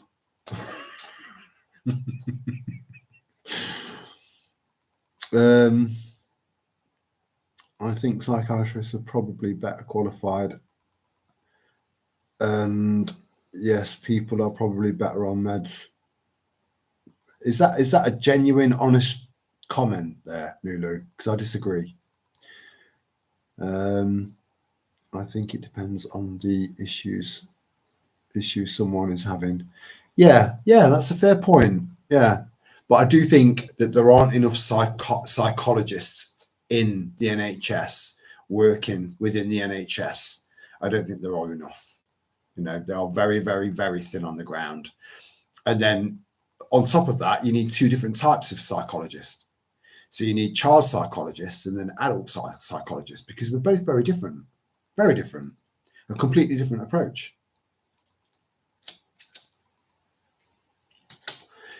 But it's all psychiatrists and they're all dishing out meds. That's it. That's all they do.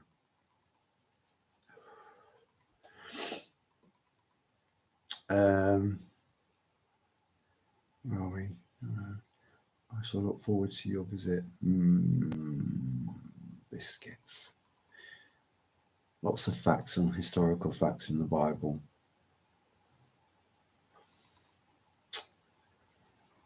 Yeah, I get where you're coming from, Lulu, but you know where I'm coming from. We had a little text conversation earlier on, and like I said, it's the Bible there's a lot of it's open to interpretation, very, very much so, and it's been misinterpreted, and there are things that have changed a little bit here and a little bit there over the years, and like I said, I do have faith. I do believe in a creator. If anyone's wondering, I do believe there's more to this. And but we're all different, and we should all be able to get on. regardless of our differences, because we've got bigger fish to fry, much bigger fish.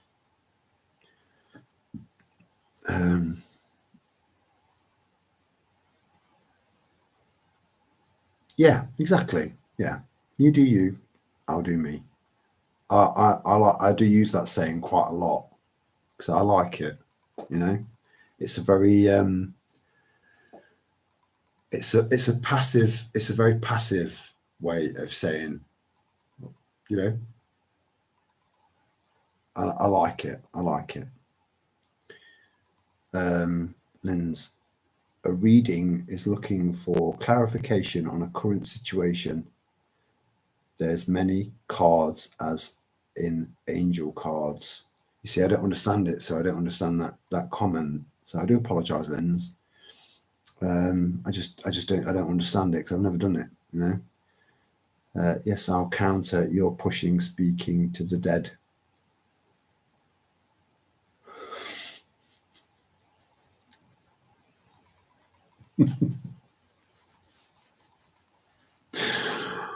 Oh dear. I know, no issues with readings. They have been around for many years, like runes also for many, many years ago. Yeah, there are lots of unusual ways of people kind of, but again, is that people kind of looking outward for answers? Another example of that, lots of other examples of that, when in actual fact you should just be looking inwards, because I believe that all of the answers to all of the questions that you need are already in you. I do believe that. And I can send lots and lots of stuff out to you just to broaden your perspective. But whether it would be gratefully received or not is another question. Because I know that there are some very, very strong characters in our little tribe. I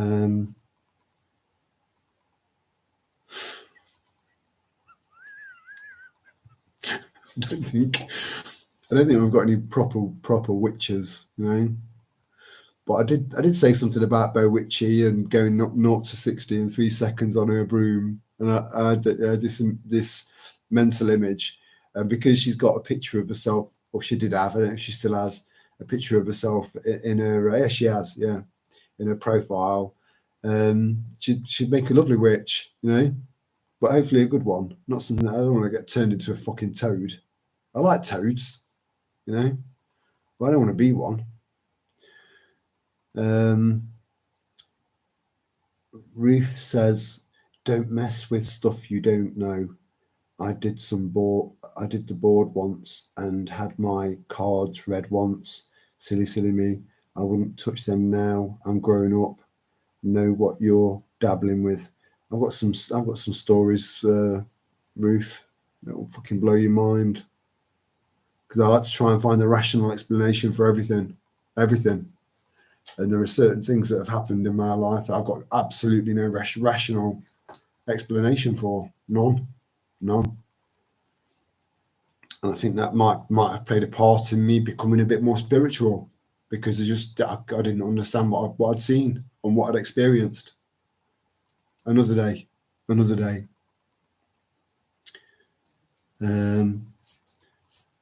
Joanna, Lulu, I am just making fun of myself. I have respect for other folks' beliefs. I know you do, love. Most of us do. Angel cards. Keep an open mind, Lulu. You know, there's no harm in it. There's no harm in it. God without religion.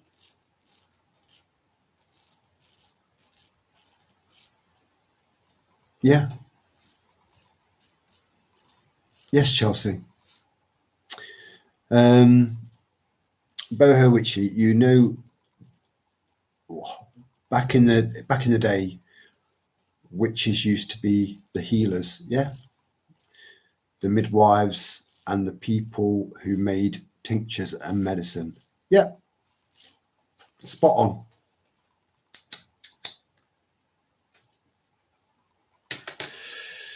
but they couldn't have that anymore.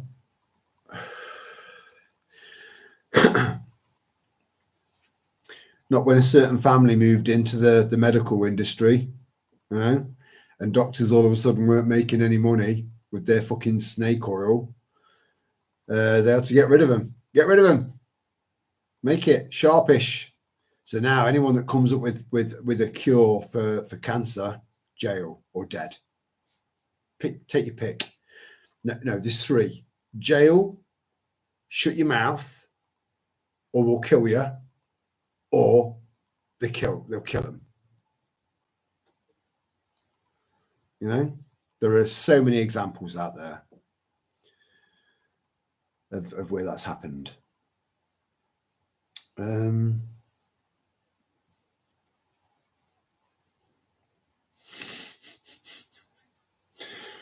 People believe what they read in a book. All the answers are in nature, inside us, and that intuition some are too afraid to tap into. Boho Witchy, I'm afraid I've got to agree with you. I do. I've felt like that for a very, very long time. Come on, ladies. Come on. Let's kiss and make up. Yeah. Yeah, we've all got different perspectives, different views, you know, and it's a good thing. It makes us rich. It makes us richer. There's one of the problems we've got is like, no, this is my perspective. I don't agree with your perspective. Whereas we should maybe just listen. Just listen. And whether you agree or not, at the end of it is down to you. But just not listening, you know, ignorance is bliss and ignorance is fucking us up. And I think we can all agree on that.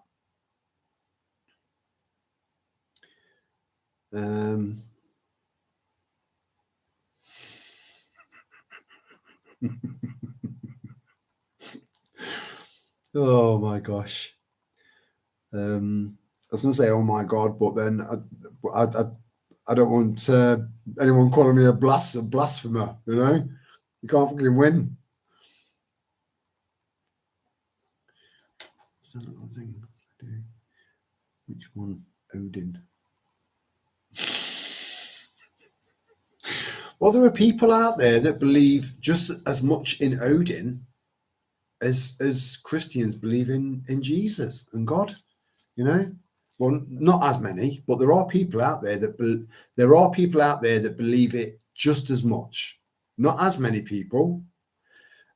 Christianity is still the biggest faith in the world.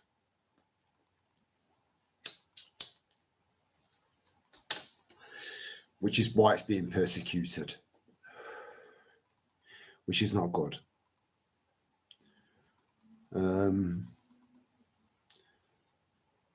Now ponder that for a while. proper little cat scrap going on here. And like, so when you need a moderator to step in and say, come on, break it up.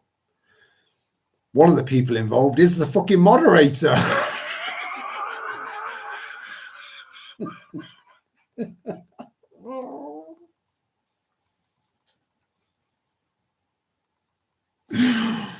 Oh, fuck me sideways.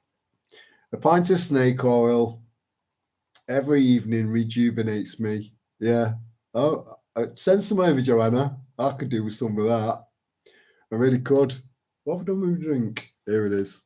It's not snake oil.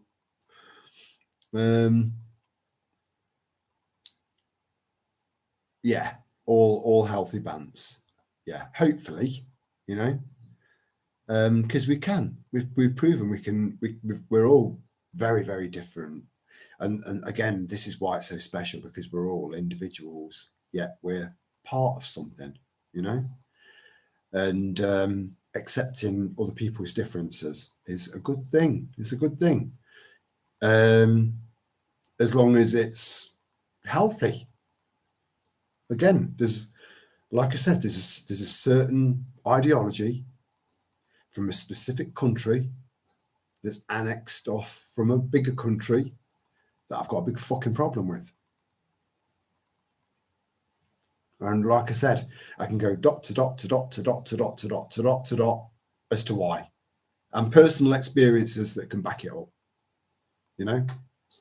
So other than that, just Britishness, you know, embrace it. Now I just make biscuits and tea. They heal too. I love biscuits and tea. It's very British. My daughter says I need to take a chill pill. Absurdism. Albert Camus. Absurdism. I've never even heard that word, but I like it. I'm interested in the synchronized patterns that are winks from the universe. Yeah, I like that. Synchronicities blow my mind, and I've experienced loads, and I'm experiencing more. But it's getting more concentrated. So something's happening. Something's happening here. I find other people's beliefs interesting, and as long as they are happy in that, it's all good. I agree. The whole you be you, me be me thing. It's important. How come you all can ramble on about witches, talking to the dead, drums, etc.? The minute I say something, you all think I'm having a go. No, don't take it to heart, Lulu. We're having a crack. That's all. That's what we do. That's what we're about. Just balance, you know, trying to make sure that we can have a crack. In a dark world, we are the light, you know. I'm Team Biscuit too. I love an hobnob. Having different views is good. Debating. We will debate a next subject. So gals, lol. Yeah, that's yeah, the opposite of divisive there, Linz. Love it. John Lennon, he was born the day, well, not the day before me, but his was on the 9th. And yeah, I really connect with John Lennon. A lot of what he said.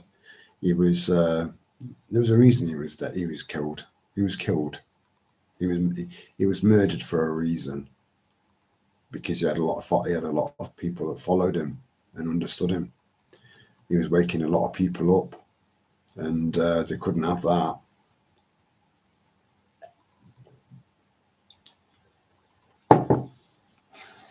They couldn't have that at all.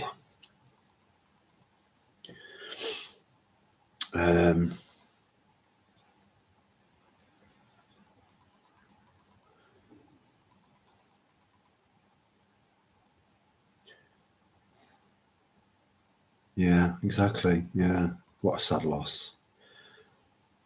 Ruth says, Lulu, you tell it how it is.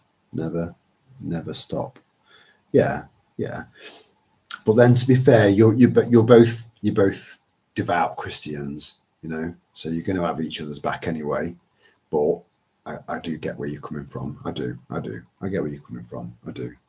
Just wanted to make that point. Albert Camus was a French novelist. I've never heard of him. That's gone way over my head, Joanna. I'm not a novelist kind of guy, if I'm honest. A healthy debate is good. Yeah, Bo Witchy, why don't we set up 3, just me and 2 others, and get a debate going on religion, on whatever you want, and we'll kind of time each other. So we've got like 2 minutes and 2 minutes and 2 minutes, just so that it's contained and it's not going to flare up, so that no one can get a fucking word in edgeways. I think that'd be really interesting, because you've already got a channel, you know. Lulu's already got an active channel, and yeah, I think it'd be really good. Or Ruth, you know, get 4 of us on the screen and just, you know, hash it out, just talk, but remain friends at the end of it. That'd be the main goal. Just saying, just an idea. Going to give it another 5-10 minutes, and then we'll shut down. So I've got to take my bitches out for a walk. Otherwise they won't chill out. They've only been out once today, and it's late. I don't want to go out. I don't want to go out at all, but I have to for them. Yeah.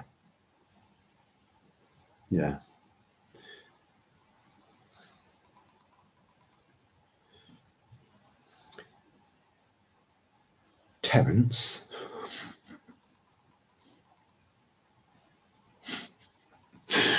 Oh, I only ever got called Terence when I was in trouble, you know, because I was Chris and Terry. But no, I wasn't taking it personal. I think you know me better than that, Lulu. Just saying what I see. 2-tier on here. Pro witches. I'm pro freedom. I'm pro good. I'm pro happy. You know. I wouldn't if I had really firm beliefs in something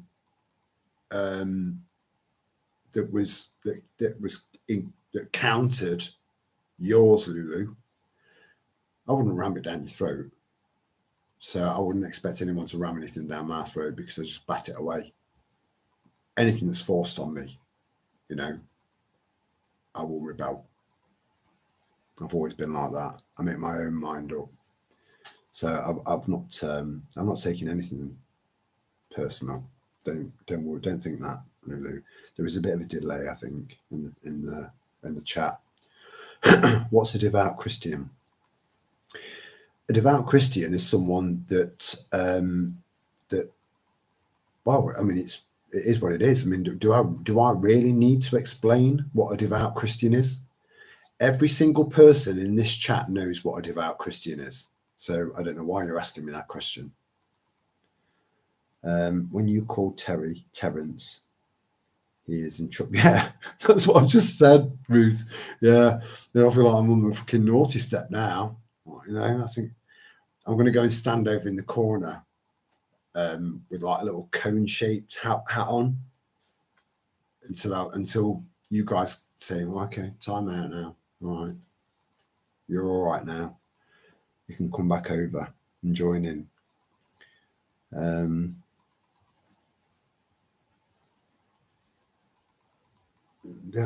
don't think there are any witches. Not like, you know, people think of the Wizard of Oz when they think of witches, you know.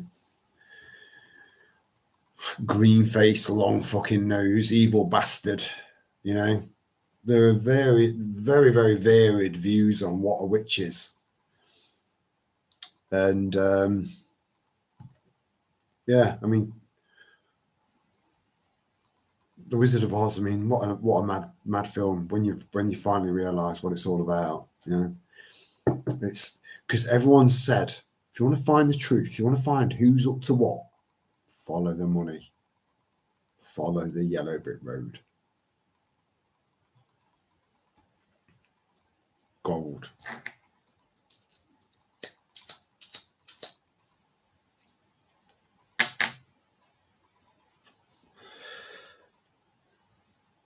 Realising something bigger is at work in our lives. I agree with that. Terry's debate night. Let's do it. I'd fucking love that, Bo Ritchie. I would love that. Lulu, if you can try and make that happen, just kind of let me know or give me a bell at some point. Not tonight, because I've got to take the girls out, then I've got to get in, and then I've got to settle down. I've got to get my kit, and I've got shit to do tomorrow. But I would love for you to kind of set something up. and then invite me, invite Boho Witchy, because I think she'd be really, really interesting to have on a little panel, you know, really interesting, another perspective, a completely different perspective. And then my kind of, you know, in the middle kind of perspective, maybe, I don't know how it's going to work, but I just think it'd be interesting. And yeah, I'd love that. I really would. And maybe Ruth as well, you know, or anyone else that's interested, you know, that's not too camera shy. But even then, you don't need to have your webcam on. You can just be in the background and talking. But we do need to allow each other 2 minutes at a time to say our bit without talking over each other, because that's how it could get, because we're all quite passionate people, you know.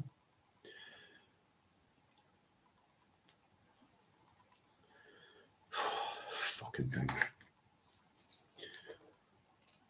Good night, Chelsea Star, and sweet dreams. And it's been lovely that you've joined us. Really, really appreciate it. And we'll see you in the next one, lass. Are you from Nottingham, Linz? Wow, I didn't know that. You get that quiet? Whereabouts? I'm a Radford lad, but then I lived in Lenton as well, but I was brought up in Radford. Radford, now, you know, you're a dot on a domino. You know, it's like going to a third world country.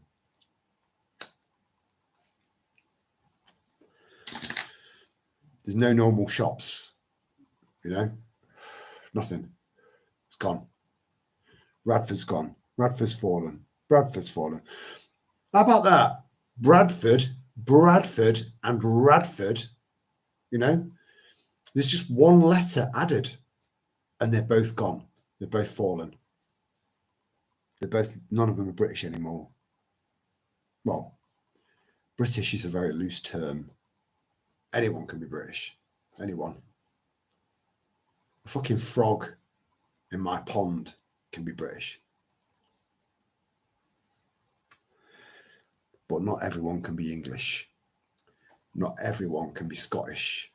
Not everyone can be Irish or Welsh. Just saying.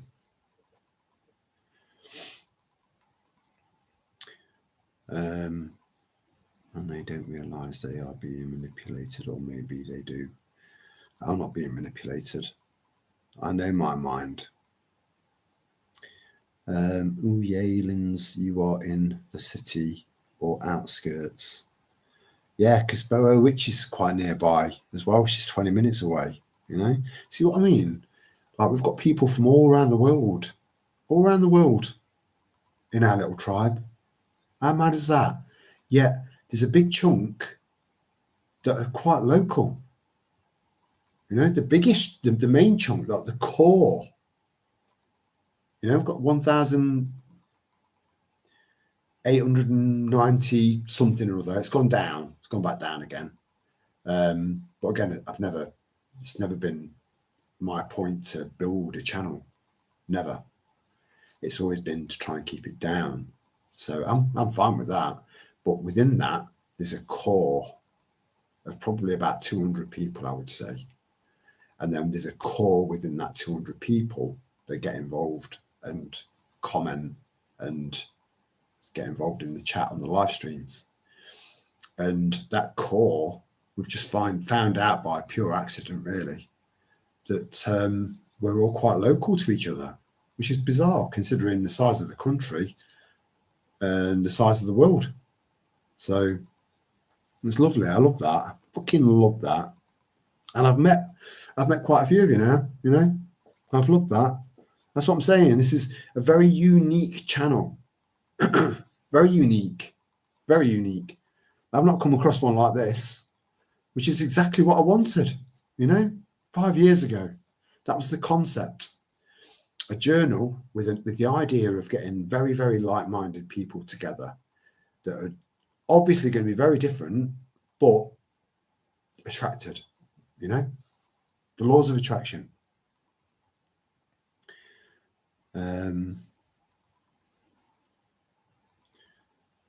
am in the city. Oh, so you actually live in Nottingham. Yeah, but Nottingham's still there are still districts of Nottingham. I think that's the point we're trying to get to, Linz. We have a Radford in Coventry. Do you really? I mean, Coventry's just down the road. That's not far. I didn't know there was another Radford. I bet it's nicer than mine. We are all close to each other. Yeah, we are. Yeah, I think that's lovely. It's so lovely, you know. Now, is that just by chance? Is it? Who knows?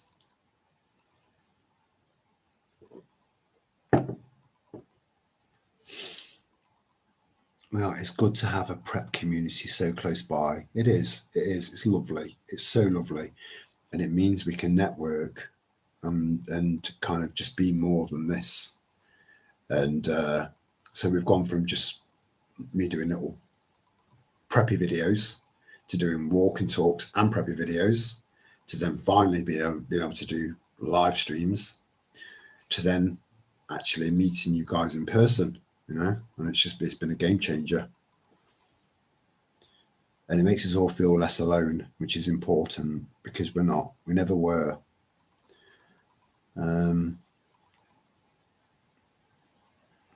What about the biscuits?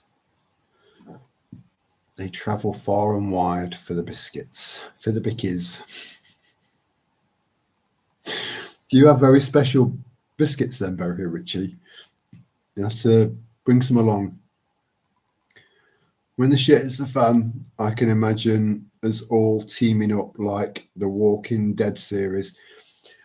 Oh, you know what? What a great fucking concept that is. I love that idea. I love that. And we would be formidable. We would. There's plenty of zombies around. But I do like that. there are zombies already, you know. I hope Lulu hasn't had a, you know, I hope she's not fallen out with us, you know. There's no bad intentions here. I worked in Radford, Coventry. See, loads of little synchronicities. Loads of little connections. Mad. Where the statistics of these are quite, you know, they're out there. So just bear that in mind. Bear that in mind. The air we breathe is infused with the smell of gently baked bickies. I bet you were good at poetry, Joanna. But yeah, Paul, spot on. Oh, I'm glad you're still there, Lulu. On that note, guys, it's 25 to 12. I might get away with not taking these two out because they're in La La Land, you know. So if I just kind of leave it till tomorrow and go to midnight on the live stream instead, you know, just a compromise, a little bit of a compromise. But I do need to use the gentleman's room to powder my fucking big nose. I'm back in 1 minute.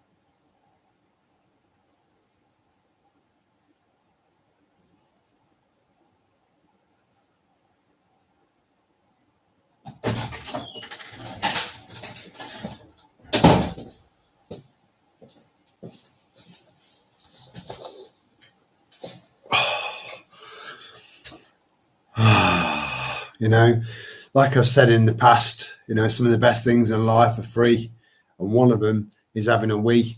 You know, it's a lovely, lovely feeling, and it is better. It's more beneficial for blokes to sit down and have a wee, just like women. So if I've not mentioned that before, that's a biological fact. The only thing that gets in the way of that is male pride. You know, I'm not sitting down on the fucking bog and having a wee. I'm a bloke.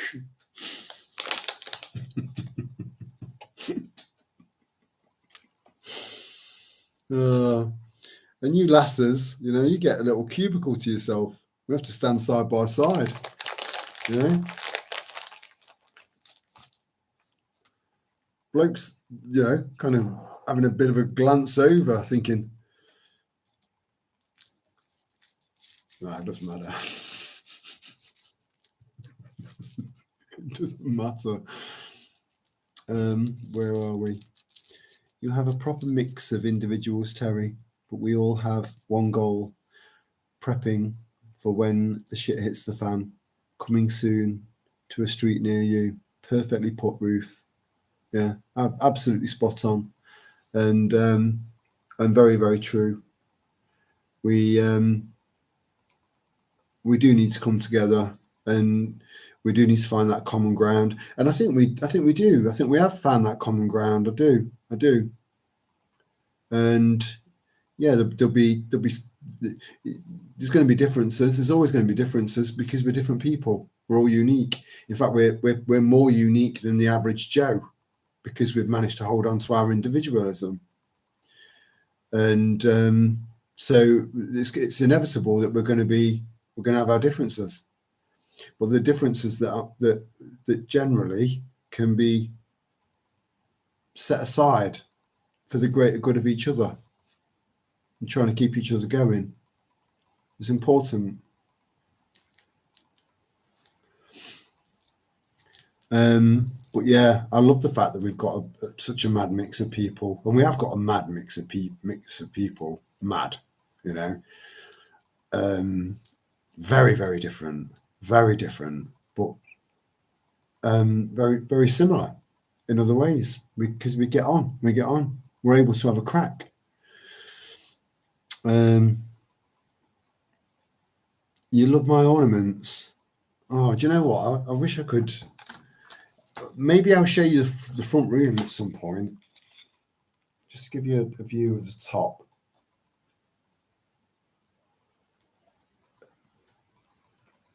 You can't really see it all. And I've got loads and loads of books down there. Loads of books down there. I did say I'd do a short at some point, just kind of scan all the books to see if there's anything there that you're interested in that you can then look up online and buy.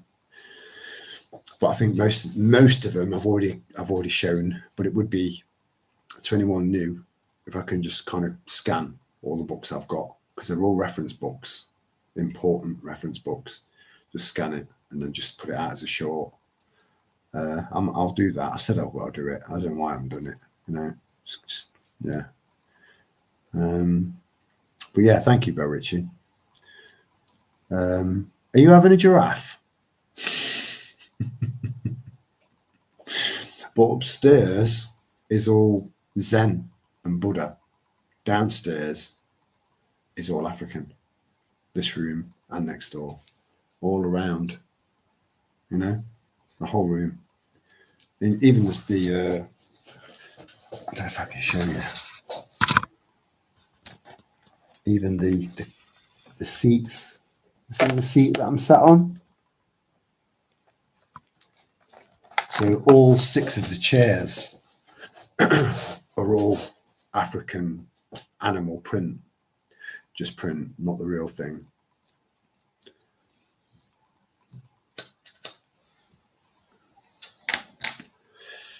So yeah, I love the African culture, you know, old racist Terry.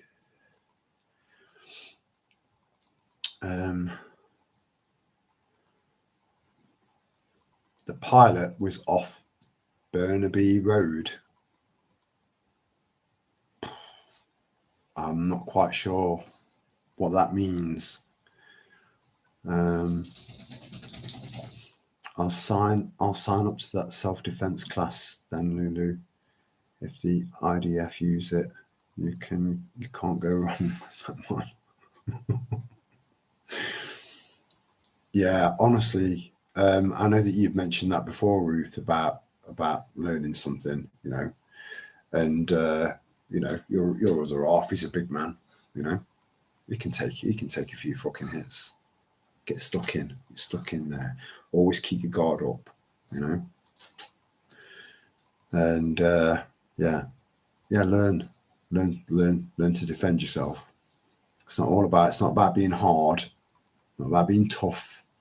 It's about having some skills that might save your life one day, because we are hurtling into uncertain times.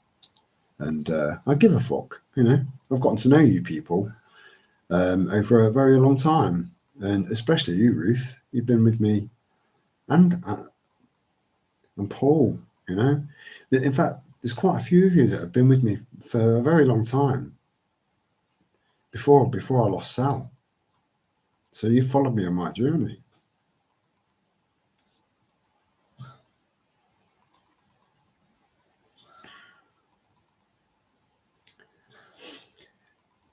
Yeah, Muay Thai is pretty good. It is. There are lots, but you've got to find one that suits you. And you know, karate might not be for you. Jiu-jitsu might not be for you. Taekwondo might not be for you. But try and find one that is. Just do a little bit of research online first. For women, I would recommend kickboxing. I really would. I think there are more women doing kickboxing than any other fighting style. And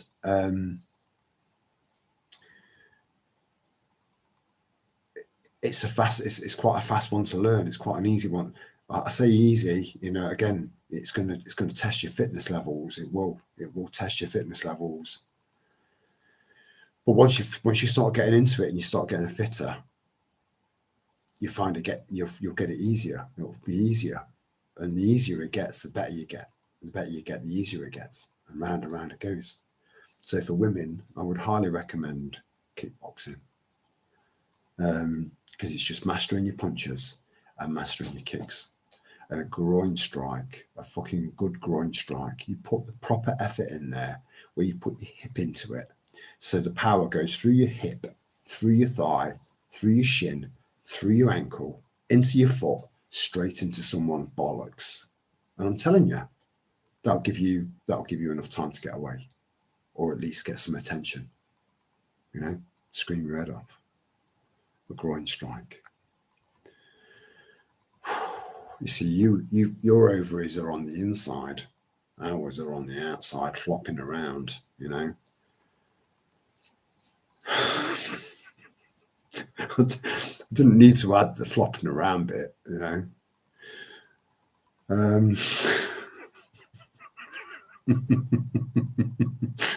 What they do, you know, ding dong.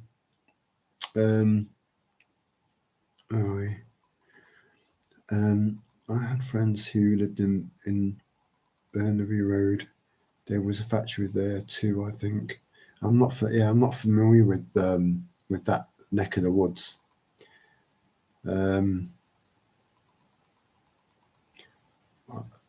I would like to get a bit fitter before I go first. Like I said, Ruth, you can utilize your home as a gym. There's nothing in your house that you can't. There's nothing in a gym that you can't do at home. So not only are you saving money, with ladies, you know, women, you know, they're so body conscious. If you go into a gym for the first time and you feel like, you feel like you've got carrying a bit of weight, you know, you've got a few bulges here and a few bulges there that you wish that you didn't have. You go into a gym and you see all these young fit girls, you know, fucking size 6, size 8, working out. It's gonna affect you, because I know how women work.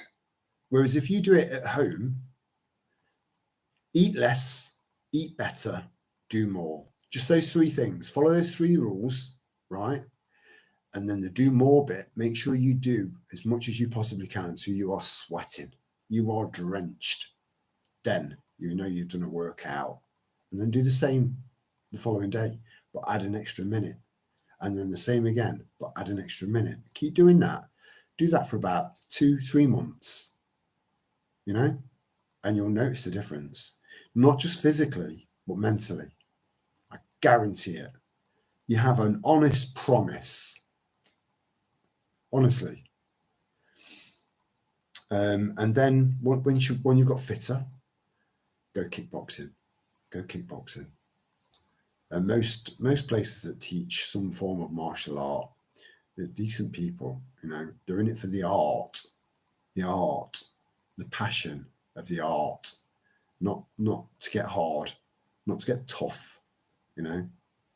It's you'll understand. When you get there, you'll understand. But please go for it. It's nice to see Paul get a bit more involved, because I've met the bloke. Nice bloke, top bloke. If you met him, you'd like him straight away. Nice guy. Just go for it.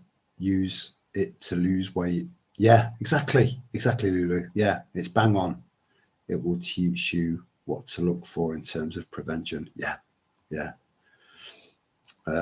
It was a long time ago, Paul, but lovely memories.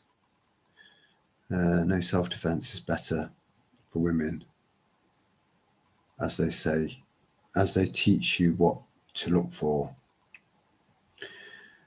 Yeah, I suppose if you as a woman, if you put yourself in the mind of a maniac man, a predatory man, try and imagine, you'll never be able to do that, because you're a woman.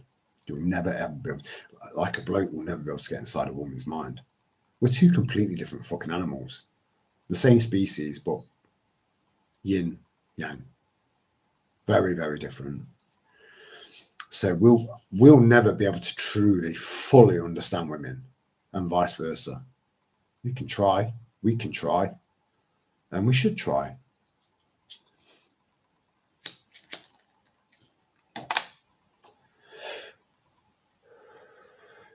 Yeah.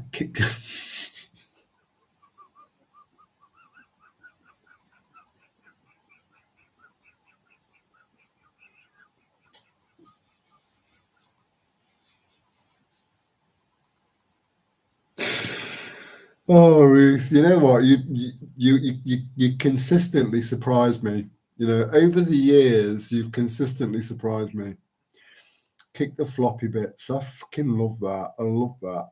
You see, I can't even imagine you swearing, Ruth, because your channel is just so beautiful and wholesome, you know, and you're so lovely, and you've got this really cute little chuckle, you know. I just can't imagine you swearing. And I like your use of, you know, your alternative version of bollocks, you know, floppy bits. Yeah, but that is our Achilles heel, you know. It really does. It can disable a man. Just not initially, not the initial kind of groin kick, not necessarily, right? But it's the immediate aftermath. You know, it's hot. It's not nice. It's not nice at all. I mean, if a bloke kicks a woman in a fanny, you know, nothing's going to happen. It's going to be hurt. It'll hurt, but nothing's going to happen. You know, it's still going to end up, you know, the same as it was, looking like an axe wound.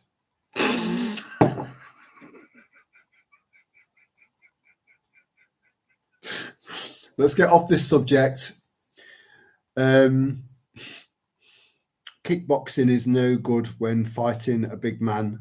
You need techniques, prevention strategies, points on the body to strike. Yeah, but kickboxing's a good starter. That's the point I'm trying to make, because you're focusing on putting as much power as you possibly can into a punch. As much, because you've got to you've got to put all your body behind a punch, all your body behind a kick, you know? So kickboxing is just it's like the basics, you know?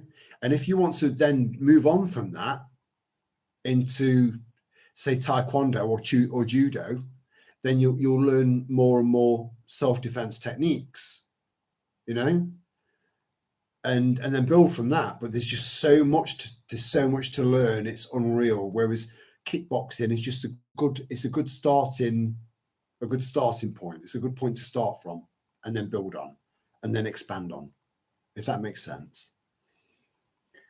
I used to swim 2 hours a day, and it kept me fit. Yeah, swim's really it's low impact, very low impact, but really, really good cardiovascular exercise. Good for the muscles, good for everything.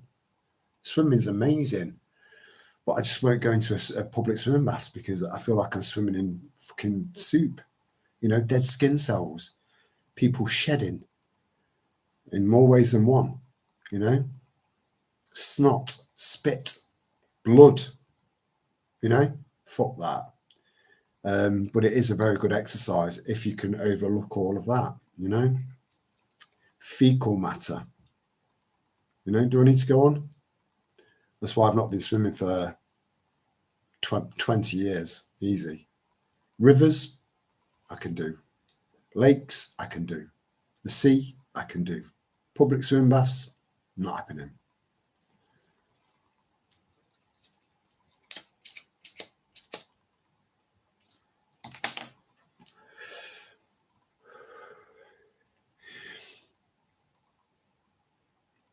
Where was that? Yeah, Bowitchy. I love swimming. It's good on the joints as well. Well, the thing I found with that Bowitchy is that it makes them wet, so you can't smoke them. An allotment will be a proper workout for you, Bowitchy. I hope everything goes strong and productive for you. Yeah, I'm really, really chuffed about that. Yeah, long term, it's going to be a magnet for people that are hungry, but it will teach you some skills that you can then use at home, you know, develop your green fingers. I knew nothing about gardening until I met Sal. She taught me everything I know. And then I've just built on that, but she provided me with the platform. I'd never grown food before, not really.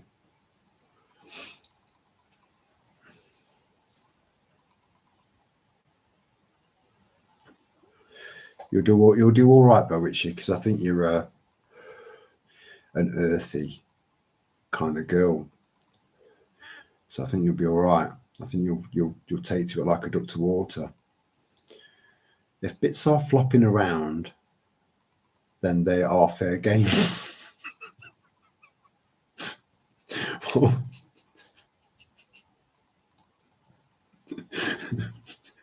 I'm feeling a bit of sadomasochism coming through the screen there, Joe.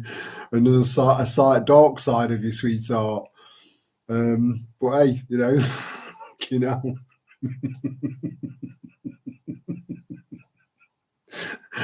If I ever get to meet you, I'll have a cod piece, you know. I'll have some sort of reinforcement down there just in case, you know, you go for a groin strike instead of a hug. I'm a hugger, you know. As Lulu will tell you, and as Paul will tell you, I'm a hugger, you know. I'll hug you. And yeah, so if I go in for a hug and you give me a kick in the bollocks as your form of saying hi, then I need to be prepared for that. So, you know, thanks for that warning. You got a kick there once. It's not good, and that was by my sister. So your sister kicked you in the fanny. That's not nice. But then it's all bone, you know. So it is gonna be more impact. I suppose it's 6 of one and half a dozen of the other. You know, with us, we've got bits that aren't bone, you know, that do hurt. It's not nice. You feel it all inside you feel the pain inside your abdomen. So it's not just contained within the scrotum area, you know, it spreads. It can be debilitating, which is why I suggest that that's your first, because you can also do it from a distance, you know. But it's timing and power, and that's why I recommend kickboxing. Yeah, fannies and balls. I mean, fuck me. How did we end up with like this? You know, this is a serious channel.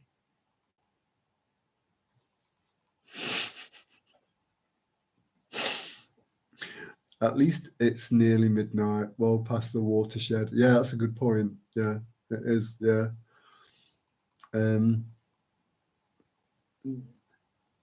Terry Kahav Magra.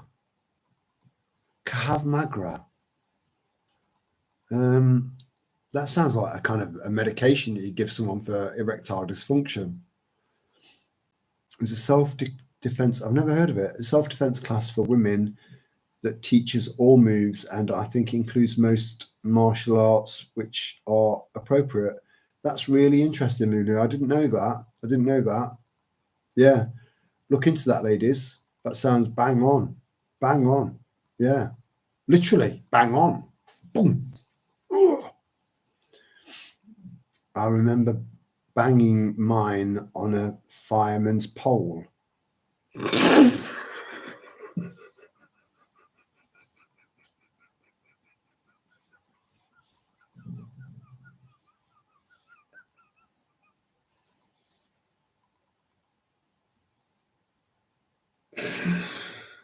Oh my God.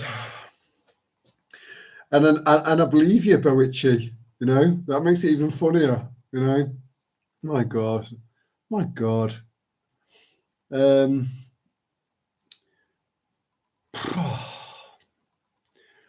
Pools are filtered and treated with chemicals. Yes, they are. And chemicals that are absorbed straight into your skin and straight into your body and straight into your blood.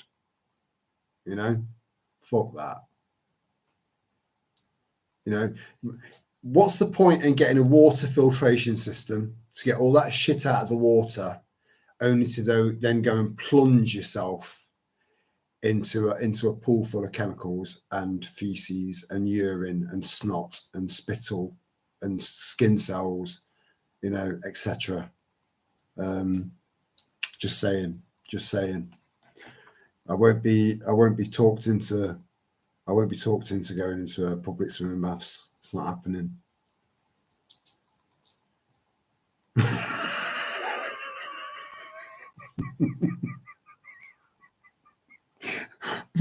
My codpiece will need scaffolding. I never ever thought I would ever see a comment like that in the chat. You know, I love it, Joanna.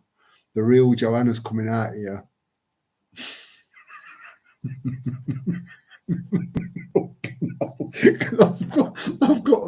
I've got a mental image of that now. I've got a very vivid imagination, and I'm just picturing that now, thinking, yeah, and you know, I need to take it steady because I need to heal from one kick from Joanna. Where the fuck did that come from? You know, everyone else was just thinking, oh, Joanna Morgan, she's so sweet. Now she's like, if I kick you, I'm gonna fucking kick you. You'll know about it. You'll be crying for a year.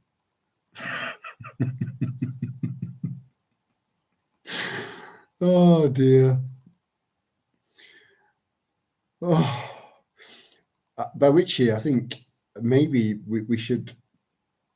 Maybe someone should set up a channel called Fanny and Balls. You know, the Fanny and Balls channel. Loads of people are subscribed to it just out of curiosity. I would. I went out with a man who had erectile dysfunction. Oh dear.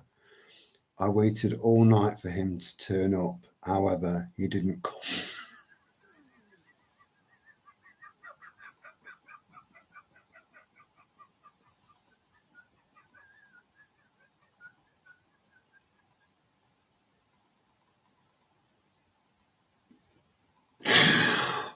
my God.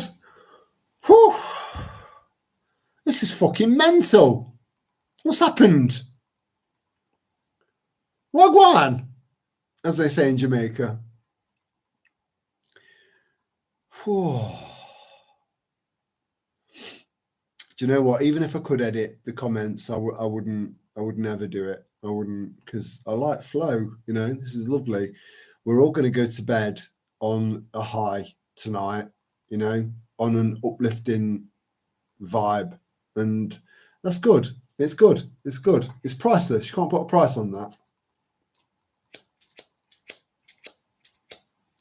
However, my sponsor, you know, when people say, you know, just like people like the black belt barrister, that's the first time I've been able to say that without it almost coming out like a racist comment. And, you know, it's just, yeah, there's so many people out there that just, give me your money. Give me your money. I'll never do that. Never.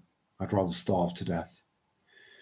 We must all get together. It would be a scream. It would, which is why we're trying to set up this tribal gathering.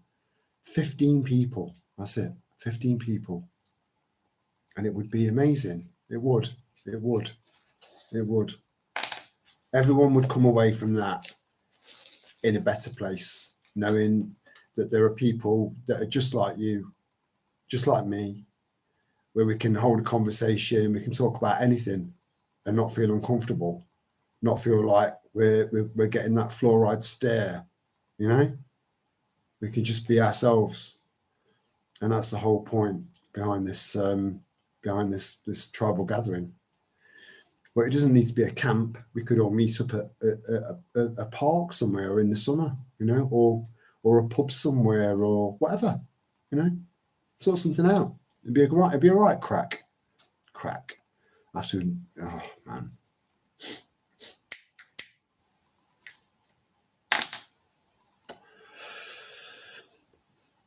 Right, ladies and gentlemen, let me just read this first from Berwichi. I did have an encounter with a straight. I had a very similar encounter. I'll read yours out, then I'll tell you mine, and then we'll call it a night. So you can all go to bed, and it's going to be left on a proper, beautiful, positive, which is what I love, you know. I did have an encounter with a stray turd in a pool once. Not mine. Yeah, are you sure? It was heading straight towards me. Then the wave machine came on.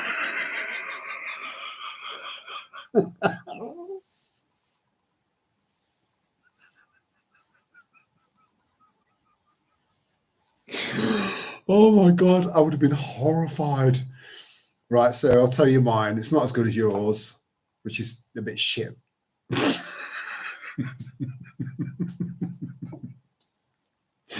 So mine, I must have been, I was very young, you know, single digits age. And I wasn't a very good swimmer. And all I could do was doggy paddle. That's all I could do, which it got me by. And it was an old Victoria, it's not there anymore. It was an old Victorian swimming bath. So all of the changing rooms were around the pool. And you'd see fucking Veruca plasters in there, and like, it was disgusting, really. But that was our local public swimming baths, really, really old fashioned, really old. And we were playing like throwing a ball, and then you kind of swim to water. That's how I used to swim. I'm not a great swimmer, but I've learned a few other styles since then, you know. So I was kind of going towards it like that, doing the doggy paddle, because that's all I knew, thinking it was the ball, and it wasn't a ball. It wasn't a ball. When I realized what it was, I'm trying to but as I was doing that, it was drawing it towards me. It was catching up, and I was in full on fucking panic mode. You know, I don't want to. He's like, whose shit is that? And again, just like you, Bo Witchy, it wasn't mine. You know, and I'm just trying to pedal away, and it was just moving towards me. Like you could add the fucking music to Jaws to that event. Dun, dun, dun, dun, dun, dun, dun. It was just fucking, I could see its head just bobbing up, right, coming towards me. And I managed to get out of the way and get out of the pool. And then the teacher blew a whistle, everyone out. And then the pool man comes along with a long net, scoops it out, takes it away, everyone in. That was it. So if ever I needed to remember another reason for not using a public swimming baths, that's it. And you've just given me another one, Beau Witchy. So those days are over. Rivers, lakes, sea, no problem. So on that note, on that beautiful, beautiful shit-themed conversation, we'll call it a night. And I would just like to say, yeah, I know, but it's Sunday night, and I'm aware that people have. I'm just trying to be considerate towards other people, you know. But it's been a cracker. It's been an absolute cracker. I've really loved it, and it's been good for all of us, you know. Proper nice. So much love to all of you. I hope you all sleep well, and I'll see you in the next one. Much love, and ciao for now.